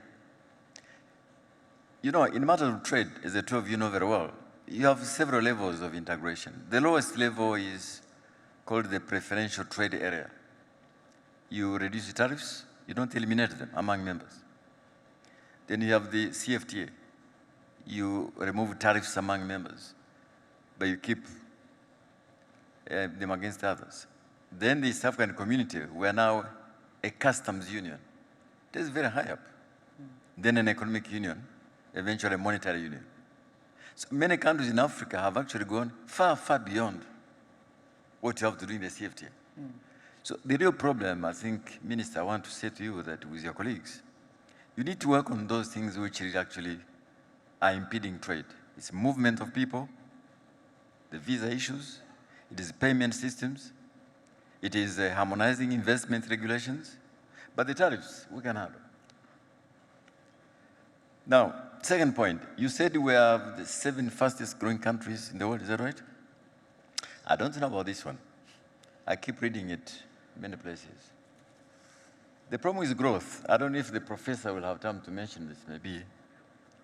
You see, if you have growth which is strong but is volatile, it doesn't help. If you grow 7% this year, next year 4%, another year 10%, another year 3%, that is not helpful. If you grow an economy at 7% consistently, say for 10 years, you can hope to double your GDP. I hope I'm right. Yes, If you do 7%, but consistently, you can double your GDP in 10 years. But if you drop down to 4%, it will take you 18 years to double your GDP. Is that right? I think so. 18 years. So the issue is not a number, 7%, 10%. It's how consistent is it? How volatile is it? In many African countries, volatility is mainly from agricultural production and some of these external shocks. So be careful with those numbers. I think what we need to look at, countries like Rwanda and others, we need to keep a consistent rate of growth, right? And remove volatility. But I hope the professor can come to this because it's an important point which has been subject of research in many academies. The second thing I wanted to say is another big lesson from Rwanda, especially for my friends from other African countries here. As we deal with this crisis will always be there. I'm convinced about that. The key issue is, as we deal with them, to distinguish between short-term solutions and the long-term approach. I think this is what the minister said. There's too much short-termism, short-term approach to problems, which are essentially long-term. So one thing which the government of Rwanda has done and our leadership since 1994 is to say, we're going to have a long-term plan for the country.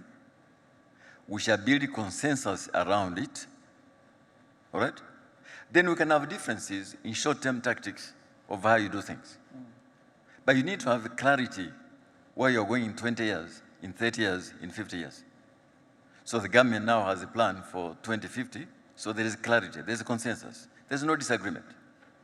People can have different views on how, in the short term, you respond to a crisis or to a particular problem.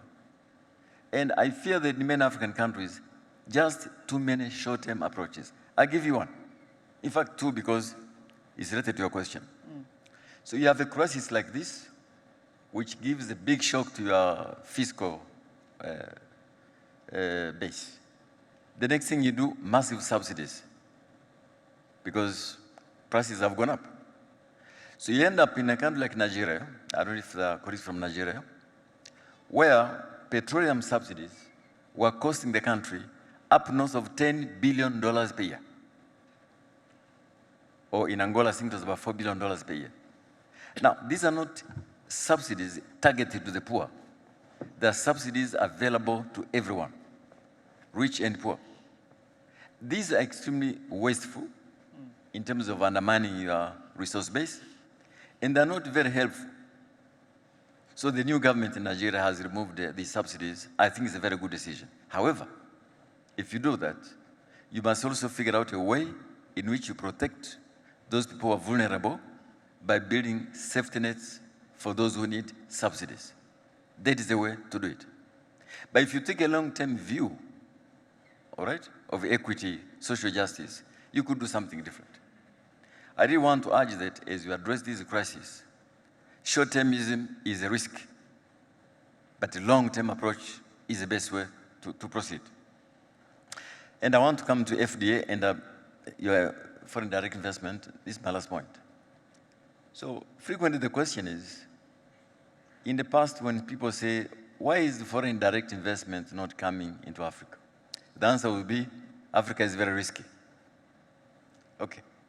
Are we riskier than other parts of the world? I'm not sure. Cost of doing business is very high. Property rights and all this, I agree. But we have made a lot of progress on those issues. We really have. There's still a lot of work to do. But again, remember what Dangote said here. He said, The issue is not having good policies, it's consistency of those policies, predictability of those policies. He gave an example that if you're playing football and just you're about to score the goal, the referee changes the rules, then obviously there is a problem. So we have made progress. We have very good regulations, but they have to be consistently applied to everybody and everyone at the same time. I say this because if you look at the attraction of investment into Africa, if you have oil, gas, minerals, there's no problem. People will come. If it is telco, telecommunication companies, people will come. Low cost of entry, low risks. But if you're looking for real, long-term, patient capital, the kind of things the professor was mentioning, there is something else investors are looking for. They're looking for security. They're looking for stability. They're looking for institutions that function. And they're looking to see whether rules and regulations apply to everybody equally. Now, what is the mistake we made? Minister, now I'm addressing this to you. Because this is something you need to think about. Tell me if I'm wrong. The mistakes we make in Africa, far often on foreign direct investment, is to think that because we don't have these institutions, which both domestic investors and foreign investors are looking for, we can compensate for this by tax exemptions. So we give these multinational corporations, these big international firms, huge tax exemptions, thinking that that will lower the cost of doing business. I can assure you, number one, they don't need those exemptions. Number two, there is no evidence that those exemptions work. But number three, you can be sure they undermine simply your revenue base, which you need to build the institutions. So I've seen countries where, these are in West Africa, maybe Abdullah knows what I'm talking about, where basically you find when you do the calculus after some years, you look at the investment into the country and the tax exemptions which have been given, you find that the answer is neutral. In other words, benefits in terms of value added, in terms of employment, in terms of exports, neutral. So I think someone said, please forgive me, I like to think like some of these economists I read. There's a guy, Prof. Keynes, he said, in the process of change, it is far easier to adopt new ideas than to abandon the old ones. So in my previous functions, when I addressed business people and governments and said, look, tax exemptions is not the answer. What is the answer is bring security, stability, institutions that functions, which are fair and equitable for all. Then over time, investors know that infrastructure, human capital, these things take a bit of time. But if it's done what I was saying, the rules are not applied consistently to all fairly. They don't care whether I pay 25% on corporate income tax, as long as they're sure that everybody else is paying. But if you bring in external corporations, you give them tax exemptions on all these things, but then your domestic business people are paying the taxes, then they're already a source of inequality, all right? And remember, the domestic investors are the ones who will build your productive base in the long term. They are the ones who give signals to foreign investors that this is a good place to do business. So that is my answer on FDI. Be careful about these numbers, that we are the fastest growing 7 in the world. It is very volatile. Number two, I think we need to build institutions that attract investment, security, stability, right? And don't try to compensate for lack of them by undermining our tax base. That is the point I would make on the FDI. Thank you. Thank you very much, Dr. Kawiruka. Indeed, I think one of the elements and one of the big investors that we've seen on the continent consistently over the last 10, 20 years has been China. And one of their focus areas has been to say, you know, we're working with governments regardless of the policies that they put in place, but really looking at are these consistent economies that we can channel this investment into? And maybe a new phenomenon that we've seen recently is this, what's being referred to as a new scramble for Africa internationally.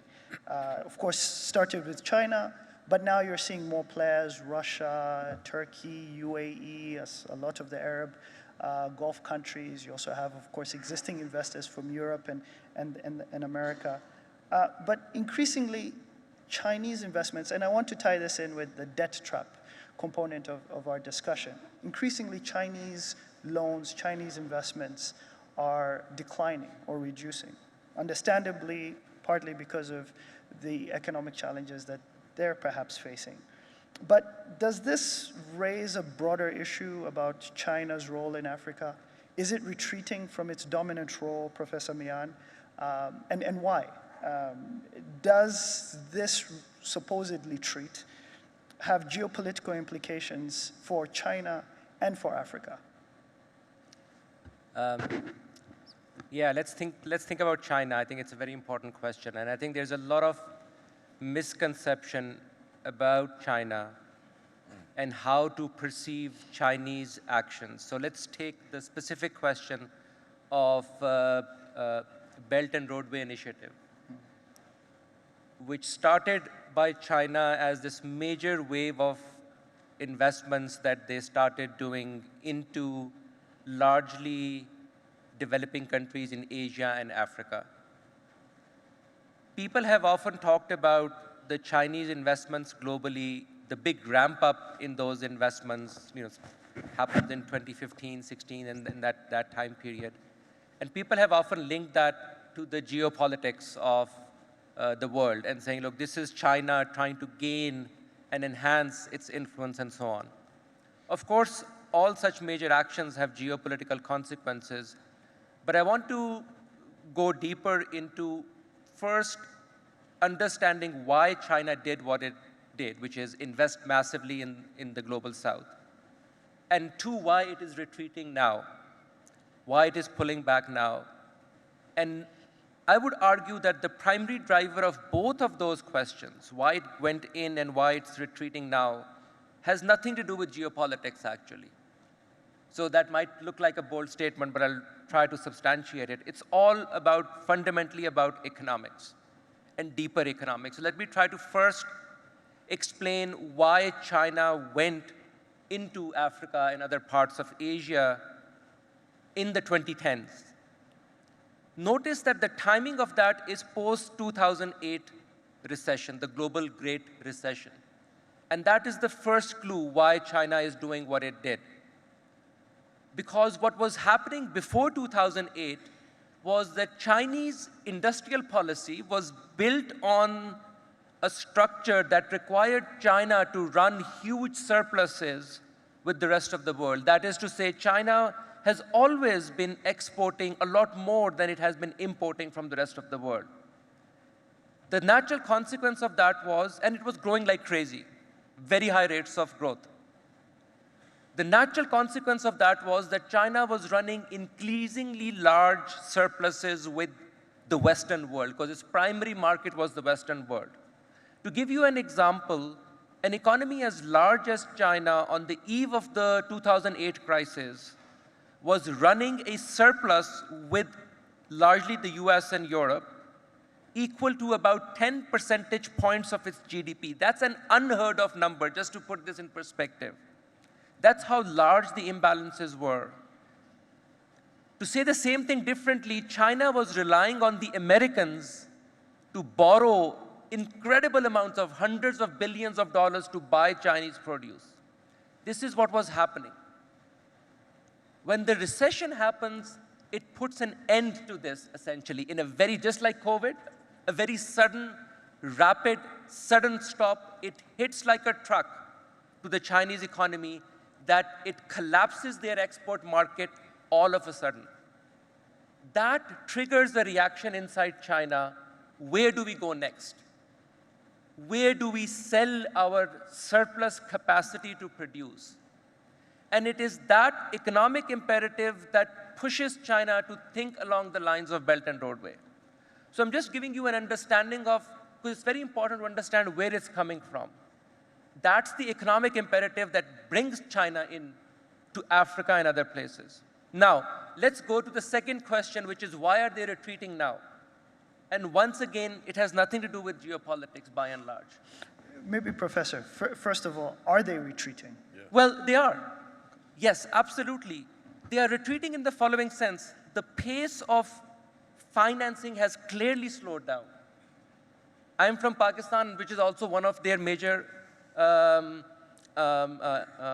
countries where they went in, and it's the same thing is happening. And it's very interesting to understand why that is happening. Again, it's not about geopolitics. If they wanted more influence, they want more influence now. That's constant. But it's the economics that's forcing the rethink.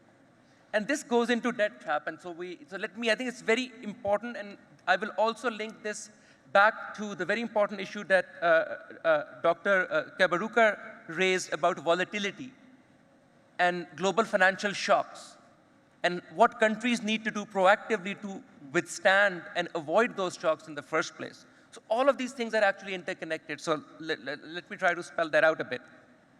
The reason China is slowing down or retreating, whatever language you want to use right now, is because fundamentally the economics failed of those investments going into these countries. And the reason for that was, think of the economic imperative that China had. It wanted to lend, not because it wanted to lend for growth inside Africa, but it was looking for markets for its surplus goods and its surplus labor. Very productive, but that's the model that they had relied on.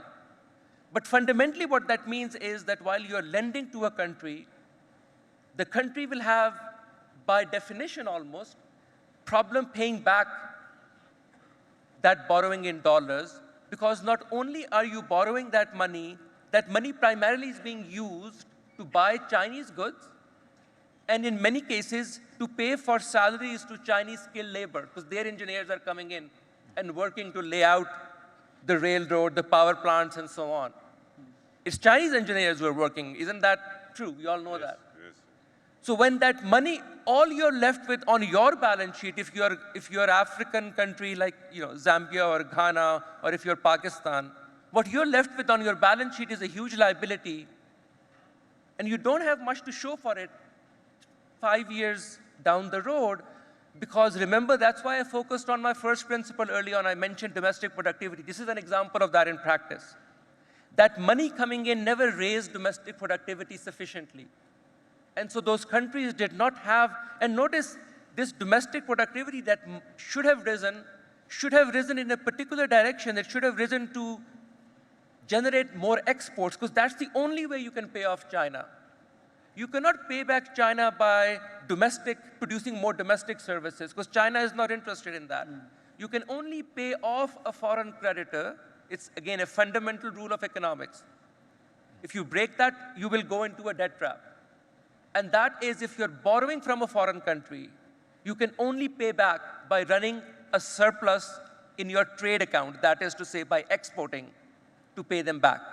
It's just basic math, but it's also basic economics. And so if you're borrowing in large numbers and not building domestic capacity, and particularly domestic capacity in the exportable sector, in the tradable sector, you're going to have a serious problem. And this is exactly what happened. And this is why China is retreating now, because they are realizing the returns on the flip side of that is that it doesn't even work for China, because the returns on their investment are not that high. And they have to constantly, now it has become a political issue, because now those countries are going back, and it has given China a bad rep domestically in those African countries, in those Asian countries. And China does not want that. So I think even China made a mistake because they did not think this through. They did not think through the full economic repercussions of what they were driven by an immediate imperative, which was, okay, we are used to running surpluses. Where do we run the surplus next? But remember, an economy as strong, the superpower really of the world, which is the US, could withstand those surpluses for a while. But ultimately, even the US economy collapsed in the face of those surpluses. That's what that's what I did for a living, studied the financial crisis 2008. That's what happened in the US. They could not withstand those Chinese surpluses anymore because the level of borrowing was too much. And it's the US, the most powerful of countries, went into a serious crisis because leverage was too high, debt was too high. So what chance does Pakistan or other countries in Asia and Africa have to withstand such? They do not. They cannot. And that will naturally lead to debt. And let me come back to, we have this constant theme throughout. We have to talk about African solutions. This is what I tried to say in the beginning. It is very important that African countries develop that nerve center to know what money coming in. It's not, I have heard we need foreign direct investment. Let me push back on that a bit. You do not need foreign direct investment. First, you need domestic investment. And then you need certain types of foreign direct. I think you have to frame the question that way. Otherwise, you will lead into trouble, just like countries were when they said, okay, is it called foreign direct investment? Yes, come in. But you have to, in fact, I would say, learn from the Chinese how they dealt with this problem. They were very careful in what they would allow to come in and under what terms and circumstances. So let me just say a bit about what that would look like. That architecture of how you determine what kind of money coming in is good and what kind of money coming in is bad. The first thing is, it's not the money that you need. That's why I said that. You don't need dollars. What you're really trying to do is you're trying to boost your domestic capacity, so you'd only need money to the extent it is bringing technology, it is bringing management skills and so on. So you must do it in the form of joint ventures with your domestic firms. And you must do it in a way that that technology filters through and spills over to the rest of your economy. And you must do it in sectors which are tradable sectors, which are productive sectors, so you have the ability to pay it back. And it does not lead to debt traps.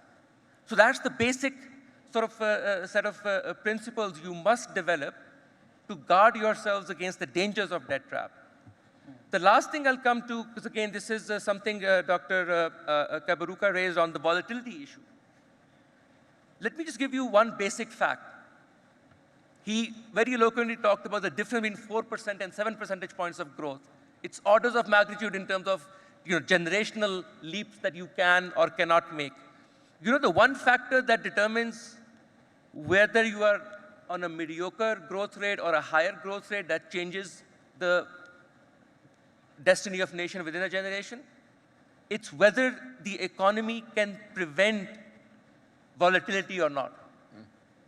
Long-run growth, you can gain long-run growth advantages of 2, 3, 4 percentage points by minimizing volatility, number one. So how can you minimize volatility? Let me give you one most significant factor in my view to minimize volatility for African countries and developing countries in general. And that is exposure to global financial shocks. And we have just seen one manifestation of that. What is a global financial shock? It is global markets have this tendency that either they love everyone and it will just try to rush in. That's easy money, cheap money. Those are great times and everyone likes, everyone looks great. But then all of a sudden they turn around and money starts to leave. This is what happened when the global financial turned negative, interest rates rose and everyone wanted to go back to the US and away from Africa and global South in general. You want to be cognizant that that's going to happen. And you want to build your defenses ex ante. It's too late if now you're thinking, oh my God, what do I do now? Let me go to the IMF. It's too late now. Plan ahead so you don't need to go to the IMF. So what does that mean? That means that you put in place those kind of macro-prudential regulations that will prevent, and the time to prevent this is when money is trying to come in. That's when you think about that problem. Not, it's too late if you're thinking about that problem and money is trying to leave your country. And it precisely means putting in place those rules of the game of what kind of foreign direct investments you will let in and under what terms and conditions. That's one example of that. So I'll just end on that. But it's extremely important that you manage your exposure to global financial shocks. Sure. Yep. Thank you, Professor Mian. And I see, as you were talking about China and the debt trap, the panelists next to you were signaling to me, they want to come in on this. So I'll allow them to quickly come in, maybe Minister, and then Tony will come back to you just to wrap up on this point. Yeah, thank you, Tony. I wanted to say something about China because that is a personal view, perhaps from my personal analysis.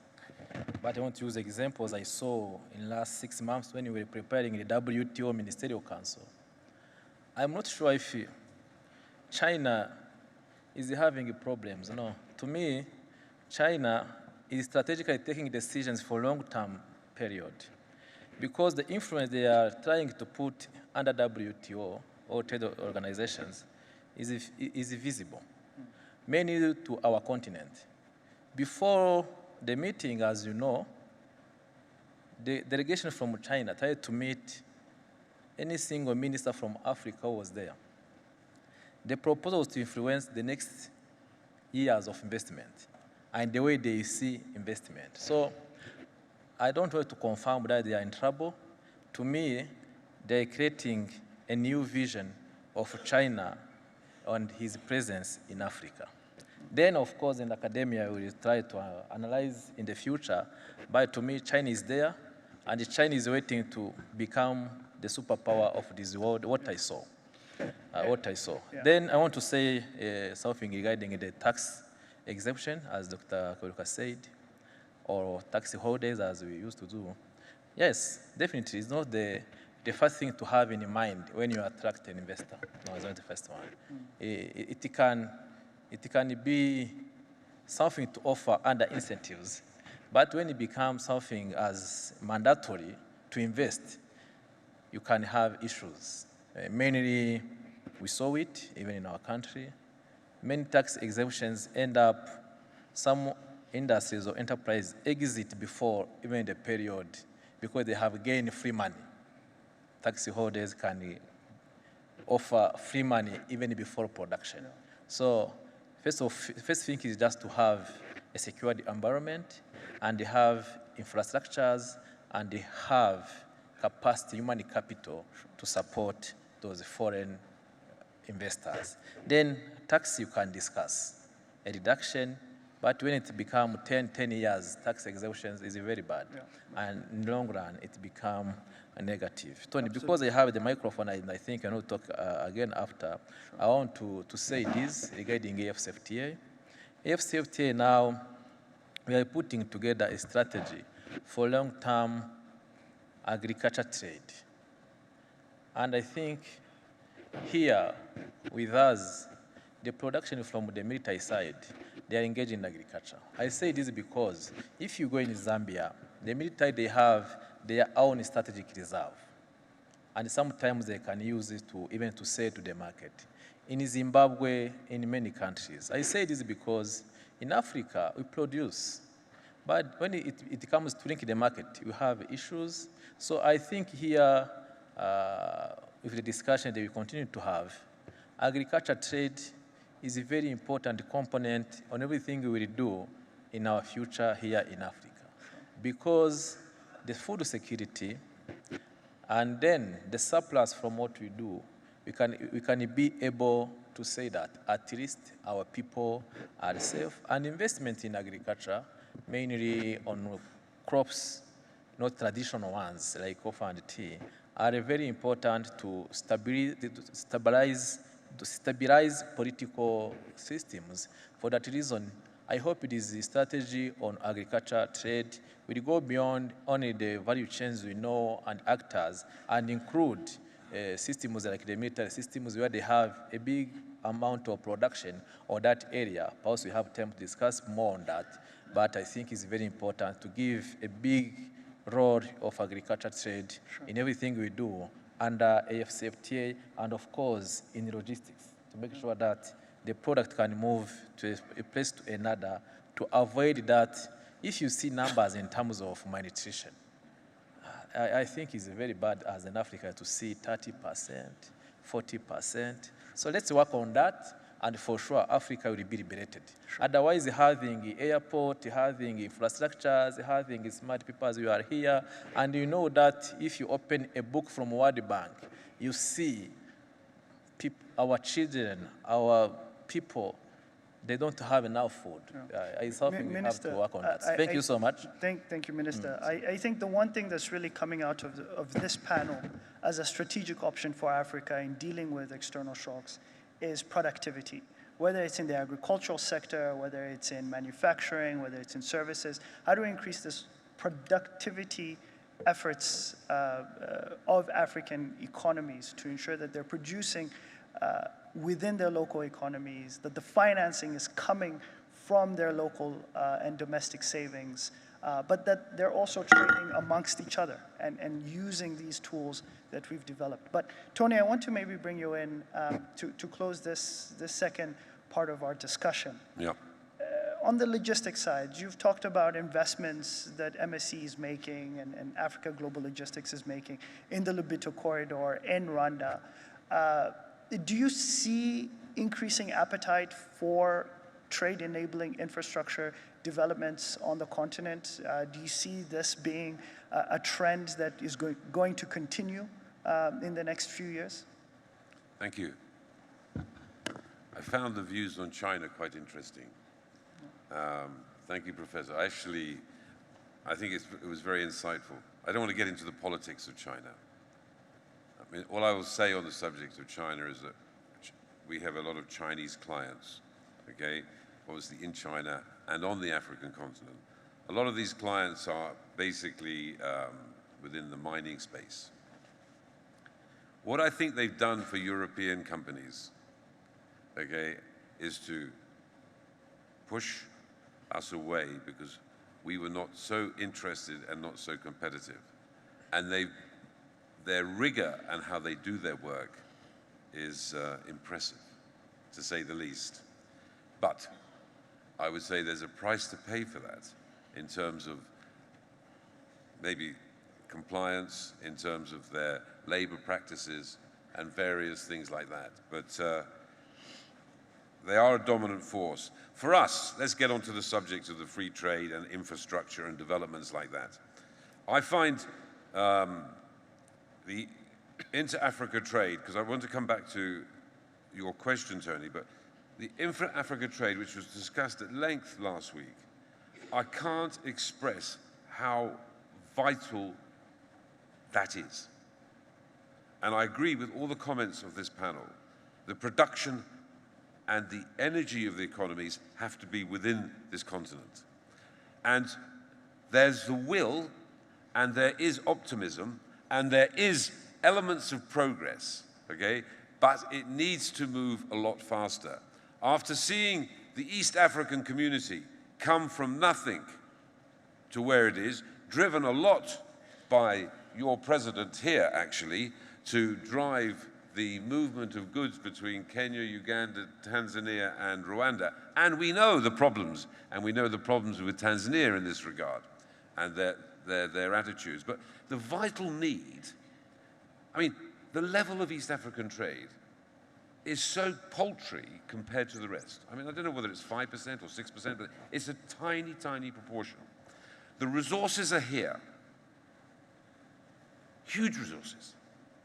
The people are here, and as we mentioned just earlier, are expanding. The average birth rate in Africa, average, is at 5.2. In Europe, they're struggling at 2. You can see where this is going to be by 2050. So the prospects here are fantastic, and I want to emphasize that. So as a commercial company, as a company that's interested in business, would we invest in this continent? Do we invest in this continent? We certainly do, okay? We invest a huge amount in this continent on a whole wide range of different issues. We're dealing with different economies at different stages and different political agendas. We are sensitive to the past. We are dealing with a colonial and a European mindset, and you have to overcome these things. So the ports and how we develop the ports. Yes, it's an incredibly important business for the state, and the state has to be involved, and the countries have to be involved. It's a very important business for us. Why are we so interested in ports? We're interested in ports, not just because it's profitable, but we need the vessel in and the vessel out as absolutely as quickly as possible. So everything is driven about productivity. And if you drive the productivity at the port to start with, then it starts the process of improving things. So the difficulty with the free trade agreements is the politics of the individual countries concerned. So when you're talking about logistics and moving goods, this hinders the movement of goods and it increases the cost of goods. Today, to move one box from Johannesburg to Lubumbashi, 2,000 kilometers. The transport time, there and back, everything perfect, you can do it in about 12 days. Kasumbalesa at the border between Zambia and Congo, if you're lucky, another 15 days. So that cost of a truck at $350 per day times 15 on that one journey, you can all get the message. So there has to be this drive through all of you, okay, to make this work. And there are improvements happening in different countries. In theory, a cargo can come into Dar es Salaam, it can come into Mombasa, the duties can be paid there, the goods can go straight to the final destination. Rail. I was sitting on the panel last week with the CEO of Transnet.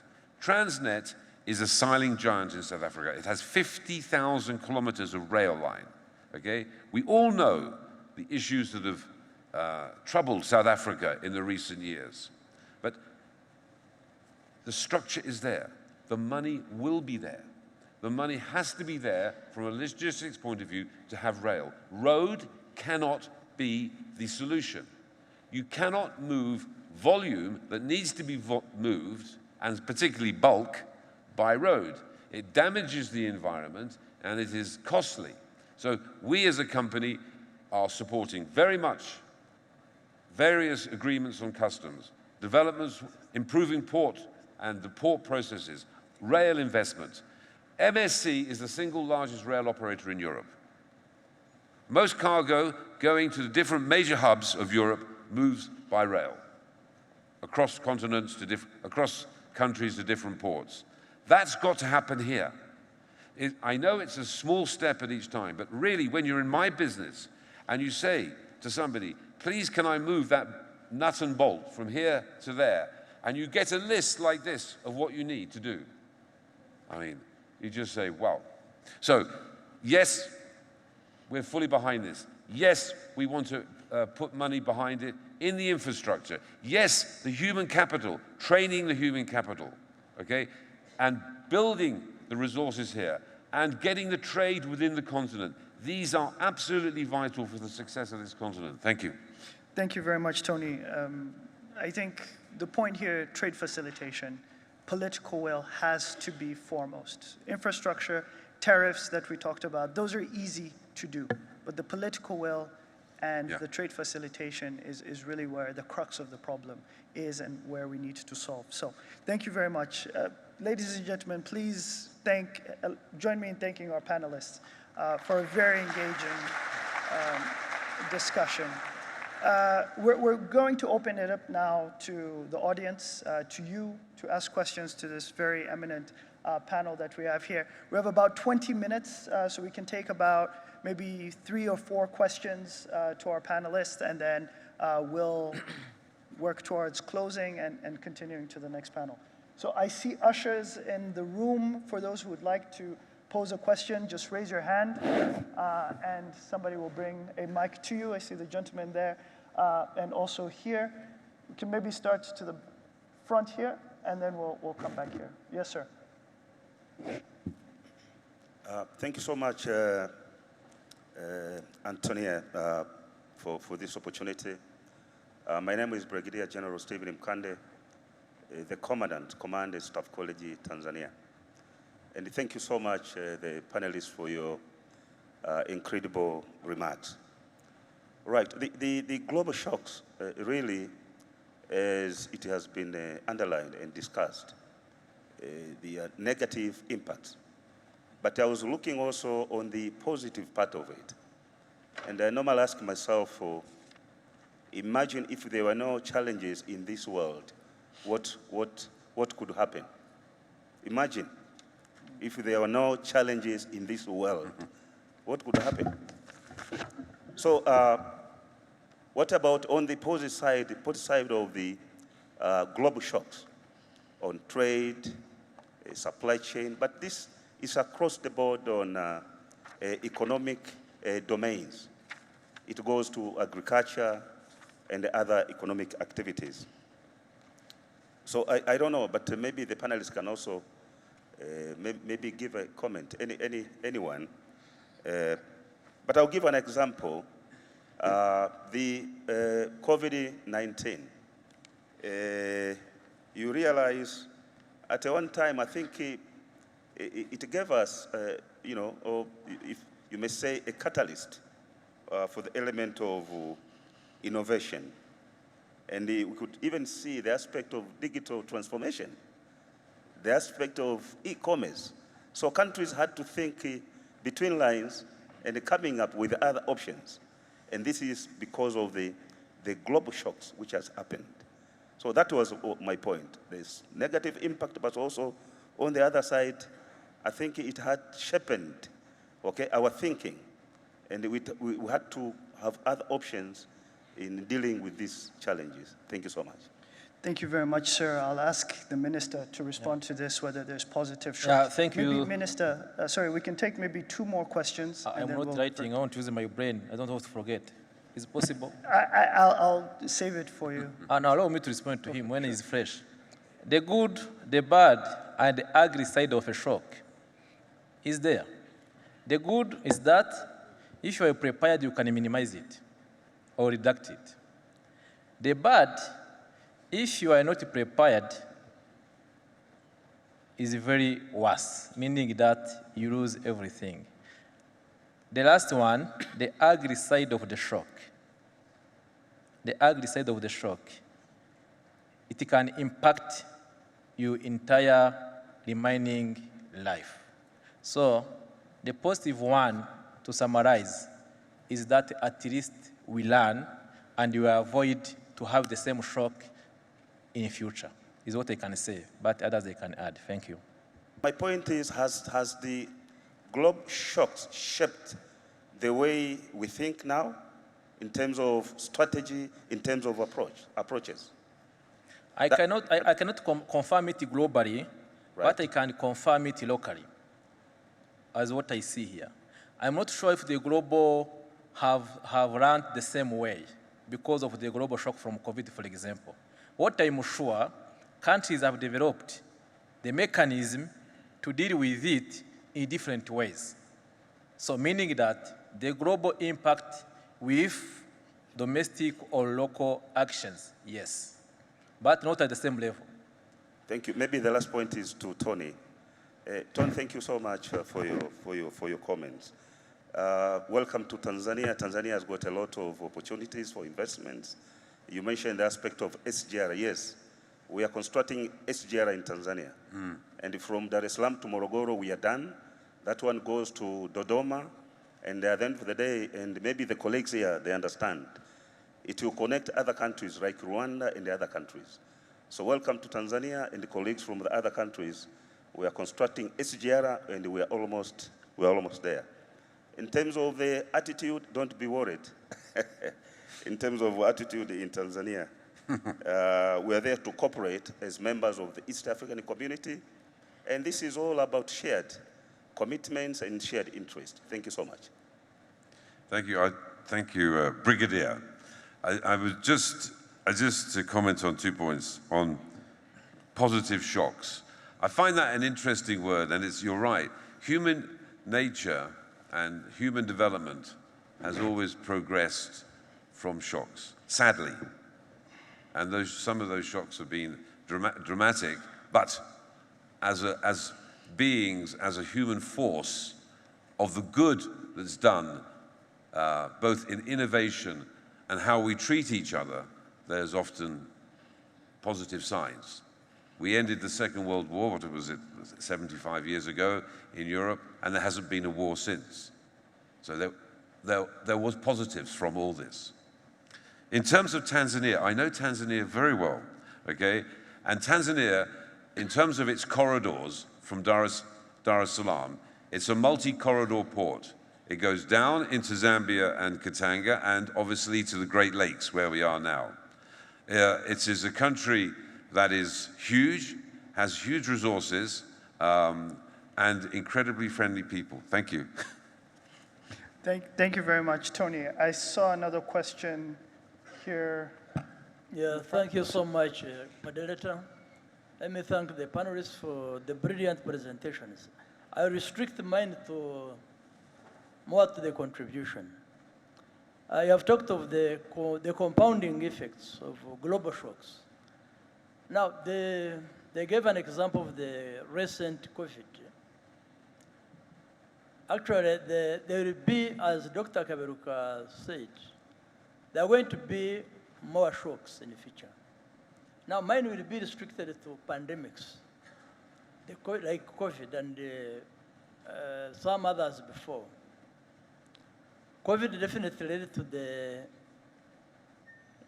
led to more shocks in the economy, the trade, or the supply chain. Now, my prediction, actually it has been even predicted, there are going to be more pandemics at a higher frequency than ever before. How prepared are we? Our visionary president has brought in the manufacturing of vaccines in Rwanda. How are we ready even to identify the causative agent? Before you produce a vaccine, you must first identify a causative agent. Now, again, my prediction is future pandemics. COVID originated from outside Africa. Future pandemics are likely to emanate from Africa. And it's very highly likely. Now, it took more than a year to come out with an effective vaccine because the virus was affecting more of rich countries. What about if it affects Africa only, or it starts in Africa? Now, other than taking a year to produce vaccines, it took even more time for Africans to access it. Are we sure that when this pandemic starts in Africa, we are prepared to come out with that vaccine? Are we ready to identify that causative agent? Are we ready to produce that vaccine? Because I'm sure when it starts in Africa, there will be reluctance in the rich countries to spend money on identification and producing that vaccine. Remember, I'm hearing there is a rumors that there is a plan to depopulate Africa. So I think if it affects Africans, there will be reluctance, I think, to come out with that vaccine. How prepared are we Africans, one, to identify the causative agent, come out with a vaccine without relying on the rich countries, which are likely to be reluctant to come out with that vaccine. So I would propose the future, the Rwandan Defense Command Staff College in the future, there they are talking of death trap. Me, I'm predicting a death trap. If such a pandemic comes in Africa, there will be a death trap. So I think in the future you should get a topic, a theme, that talks of future pandemics and the death trap, because it should be there. As we have financial intelligence, security organs should have also pandemic intelligence, so that we are able to predict and handle these pandemics early without relying on the rich countries. Thank you so much. Thank you very much, sir. And we'll allow Dr. Kaberuka to touch on that, perhaps Professor Mian as well. Sure, I'll be quite brief. Let me say this to my good friend, Doctor. There's a discussion going now in Geneva at WHO. they hope to adopt the pandemic treaty, I think next week, if they agree. There are some disagreements. Part of the disagreement is this. The disagreement will give big pharma in Western countries access to our pathogen data to the pathogens in our countries. So they will collect data from low-income countries, which enable them to do research and presumably manufacture drugs and vaccines. But what is the fairness in all this? That we provide pathogen data without being sure that if there is a pandemic, we shall have access to vaccines. This is what the debate is. So, as I was mentioning, I think we have moved to a point where what I could call global health security and global health equity have diverged. And I'll explain this way. Ebola started in a corner of Africa, Liberia, Sierra Leone, and Guinea. So we have a prototype case. The world did not care. I was living around there in the Ivory Coast at the time.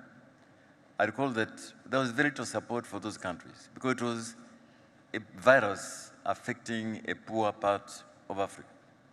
So it was not a threat to global health security.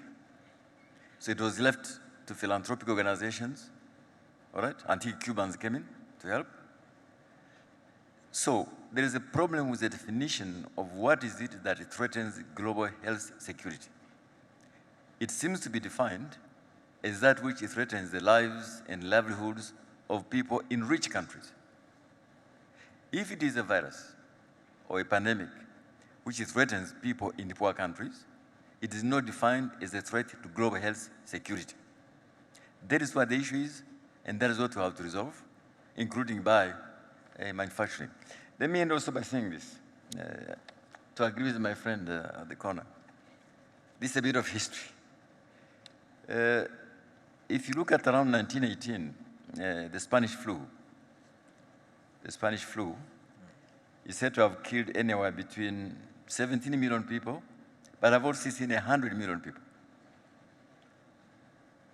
100 million people. And it had serious consequences on the rest of the 1920s. But even if you go further in history, in the medieval times, around 1350, the famous Black Death, the plague, which killed millions. But it actually changed the face of Europe because it got people to think about the tough choices. There is something in banking we call stress testing. The bankers here understand what that is. But I want to simplify this. So if you want to think about the health of a banking system, you carry out an exercise which you in the military might know very well. You simulate everything that could go wrong. You try to imagine things which could go wrong in terms of loans not being paid up, capital, anything. And then you figure out how strong your system is. I agree with you, Doctor. We need to be doing these things much more frequently. Stress testing our health systems, stress testing maybe even our social capital. Because remember, something quite interesting happened during COVID, that some rich countries did very badly on COVID response. They didn't like the money. I'm not sure how the United States did. Prof, I have heard different stories. But I know for sure that Northern Italy did very badly on COVID. Not lack of money, but something else. But in contrast, the lack of South Korea, Vietnam, and even Rwanda here, we did reasonably well at lower levels of capacity in terms of human and financial. So there are things here to be studied from this COVID recently, which interest people like you in the military. How do we stress test our health systems to make sure that whether the virus comes sooner or later, whether it is located in Africa alone, or it is global, how do we respond and how strong are we? I think it's a very good point, and I hope the meeting in Geneva this week on the pandemic treaty comes out with a treaty which is fair, fair to all of us in terms of access to life-saving products. Professor, would you like to touch on something? Yes, so let's take the question of pandemic risk going forward. And there are many other risks as well. Climate change, for example, huge risk, and it's going to manifest in all kinds of ways, floods, droughts, so on and so forth. But I think the pandemic of 2020 taught us something very important. Think of what solved the pandemic. What was it that really made us resilient at some deep level to the pandemic? At the end of the day, it was the vaccine. It was science that really solved that conundrum. And I think we need to go back to that fundamental and ask ourselves a very important question, which is, where does Africa stand on that question of science and coming up with solutions to our future problems? What level of research and development, what level of scientific development is happening inside Africa? And it is that capacity that we must build to withstand the future pandemics, to withstand the future shocks that are going to be hitting in terms of climate change in Africa and so on. The one basic fact about long-run growth, we often show this over centuries, is called the hockey stick chart. Mankind was nowhere, and in the last 2 centuries, it just goes up like that in terms of all possible outcomes that we care about, income per capita, life expectancy, and so on. The single factor that explains it, it's not politics, it's not globalization, it's not industrial policy, actually. The one variable that explains it is science. It's due to the scientists that we have everything that we see around us fundamentally. And everything else is secondary to some extent. I think if you ask that fundamental question, that's at the root of everything, the solution to the future problems that we are going to be hit with. There is a problem that we need to address. And I hope that the African countries will come together to pool their resources, to invest in that R&D and in that scientific development, in developing those universities, those intellectual hubs that I hope places like Rwanda will really focus on. Because that's where the next vaccine is going to come about. Because otherwise, remember the other lesson from COVID for Africa. The vaccines were developed in the West, and do people remember where Africa ranked in the priority list? Literally, there was a ranking of countries where it would go next, because vaccines were limited in supply. And I hope we all remember that countries who were further away from science were lower in that ranking. You don't want to be there next time. And so I think there's an important lesson that Africa must double its focus on science, R&D, and higher education to really deal with the problems of the future and come up with homegrown solutions, as everyone has emphasized so much. Tony. Just a second. This is so important. Sorry, I come. Sure. Yeah, it'll take 1 minute. Up to 6 months ago, I was chairing the Global Fund for HIV/AIDS, malaria, and tuberculosis in Geneva. I was chairing the board. And please remember, when drugs first became available for HIV/AIDS, right, how expensive they were. And so there was a scientific solution, but it was not available to many people in low-income countries because the drugs were just too expensive. So there was a scientific solution, but there was not a political solution. And so part of the reason the Global Fund was created is to bring together big pharma, governments, philanthropy. So we have a scientific solution. There are drugs. People are dying.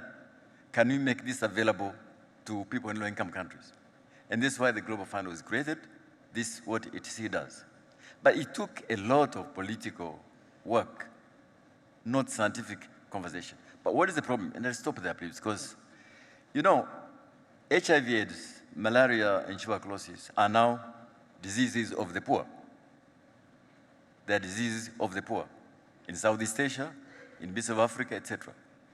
These are not diseases of the rich. And therefore, the research into tuberculosis, into malaria, there's a vaccine for malaria right here, right? It's very, very limited. These have been given to philanthropy, to developing organizations, and to low-income countries. So I agree with the fact that it's a strategic issue for us in Africa to be able to say, when it comes to health of our people, we need to put in a special angle because global cooperation, to which we have always depended, even science itself, is not enough when we are faced with a problem which is fundamentally for low-income countries, not for rich countries. Sorry for coming in, I apologize. It's okay. Tony, Minister, just the very question quickly from as the well. general was a closed question. Are we ready? For sure, as the general wanted to hear from us, yes or no. Unfortunately, we cannot say yes or no because we can be in danger as policymakers. We are not ready in one side. We are trying to be ready. We know the danger, but the answer can't be yes or no. So it's a strategic planning ahead, but we see the danger of having other pandemics in the future. Sure. So thank you so much, and thank you, Tony, for the motivation. Thank you, Minister. And honestly, I think we could go on for a lot more time, but unfortunately, we're pressed for time. I'll allow my panelists maybe a final word or two as we conclude. Maybe let's start with Tony and work our way back as we close this panel. Tony. A final word, it'd be a quick word. I would like to again thank you for being here. I thought, what am I doing at the National Security Symposium? Okay, so I'm very happy to be invited. Also, I actually personally believe very much in this discussion and the future of this continent and the logistics, the trade, and how Africa can for once start to take control of its destiny going forward, okay? And this is spoken a lot about, but we could be on the edge of that. We could be on the edge of that, and I think it's very exciting. So thank you very much. Great, thank you very much. Professor? Yeah, I'll just echo the sentiments that have been mentioned a lot. Just by adding that I think there is people talked about sort of what is the positive shock or the opportunities. There's great conflict in the rest of the world. I think that's an opportunity for Africa to do the opposite, to not participate in any of those conflicts, not to take sides in any serious way, but to focus on itself by uniting and focusing on its own people and investing in them and developing their capacity and integrating and coordinating among each other. And by the time the rest of the world settles its problems, Africa would be much ahead. Like that's the vision I think that Africa needs to have, to not worry, not to involve itself in the problems that are going elsewhere, but focus on its own development through unity and prosperity. Sure. Yeah. Thank you. Minister? Yeah, thank you, Tony. What I can say, after the discussions we had here, we have a future in which we have to clear many things in our way. So for sure, we have to make sure that Africa, see Africa in terms of not being a continent where we wait only to receive from other continents, but to give more. So we have to work a lot. Thank you. Great. Thank you, Minister. Dr. Kabirka, final word? Thank you. No, I join my colleagues in thanking the RDF and the Staff College for thinking about this seminar. And the way they put together the program is very, very good. So congratulations. Number two, I begin off by saying that if there was a major shock in our lifetime, it was what happened here in 1994. But the country slowly has overcome it. So it means that shocks will always happen, but we need to build systems to deal with them. We cannot outsource the solutions. So if African countries work together without trying to outsource the solution, as you could see during COVID, we can overcome those challenges in the future. So thank you again. Great. Thank you very much. And let me just ask the audience to help me thank you, the panelists, again, for such an engaging discussion. Thank you very much, and have a good rest of your day. Another round of applause to our panel for a very elaborate discussion.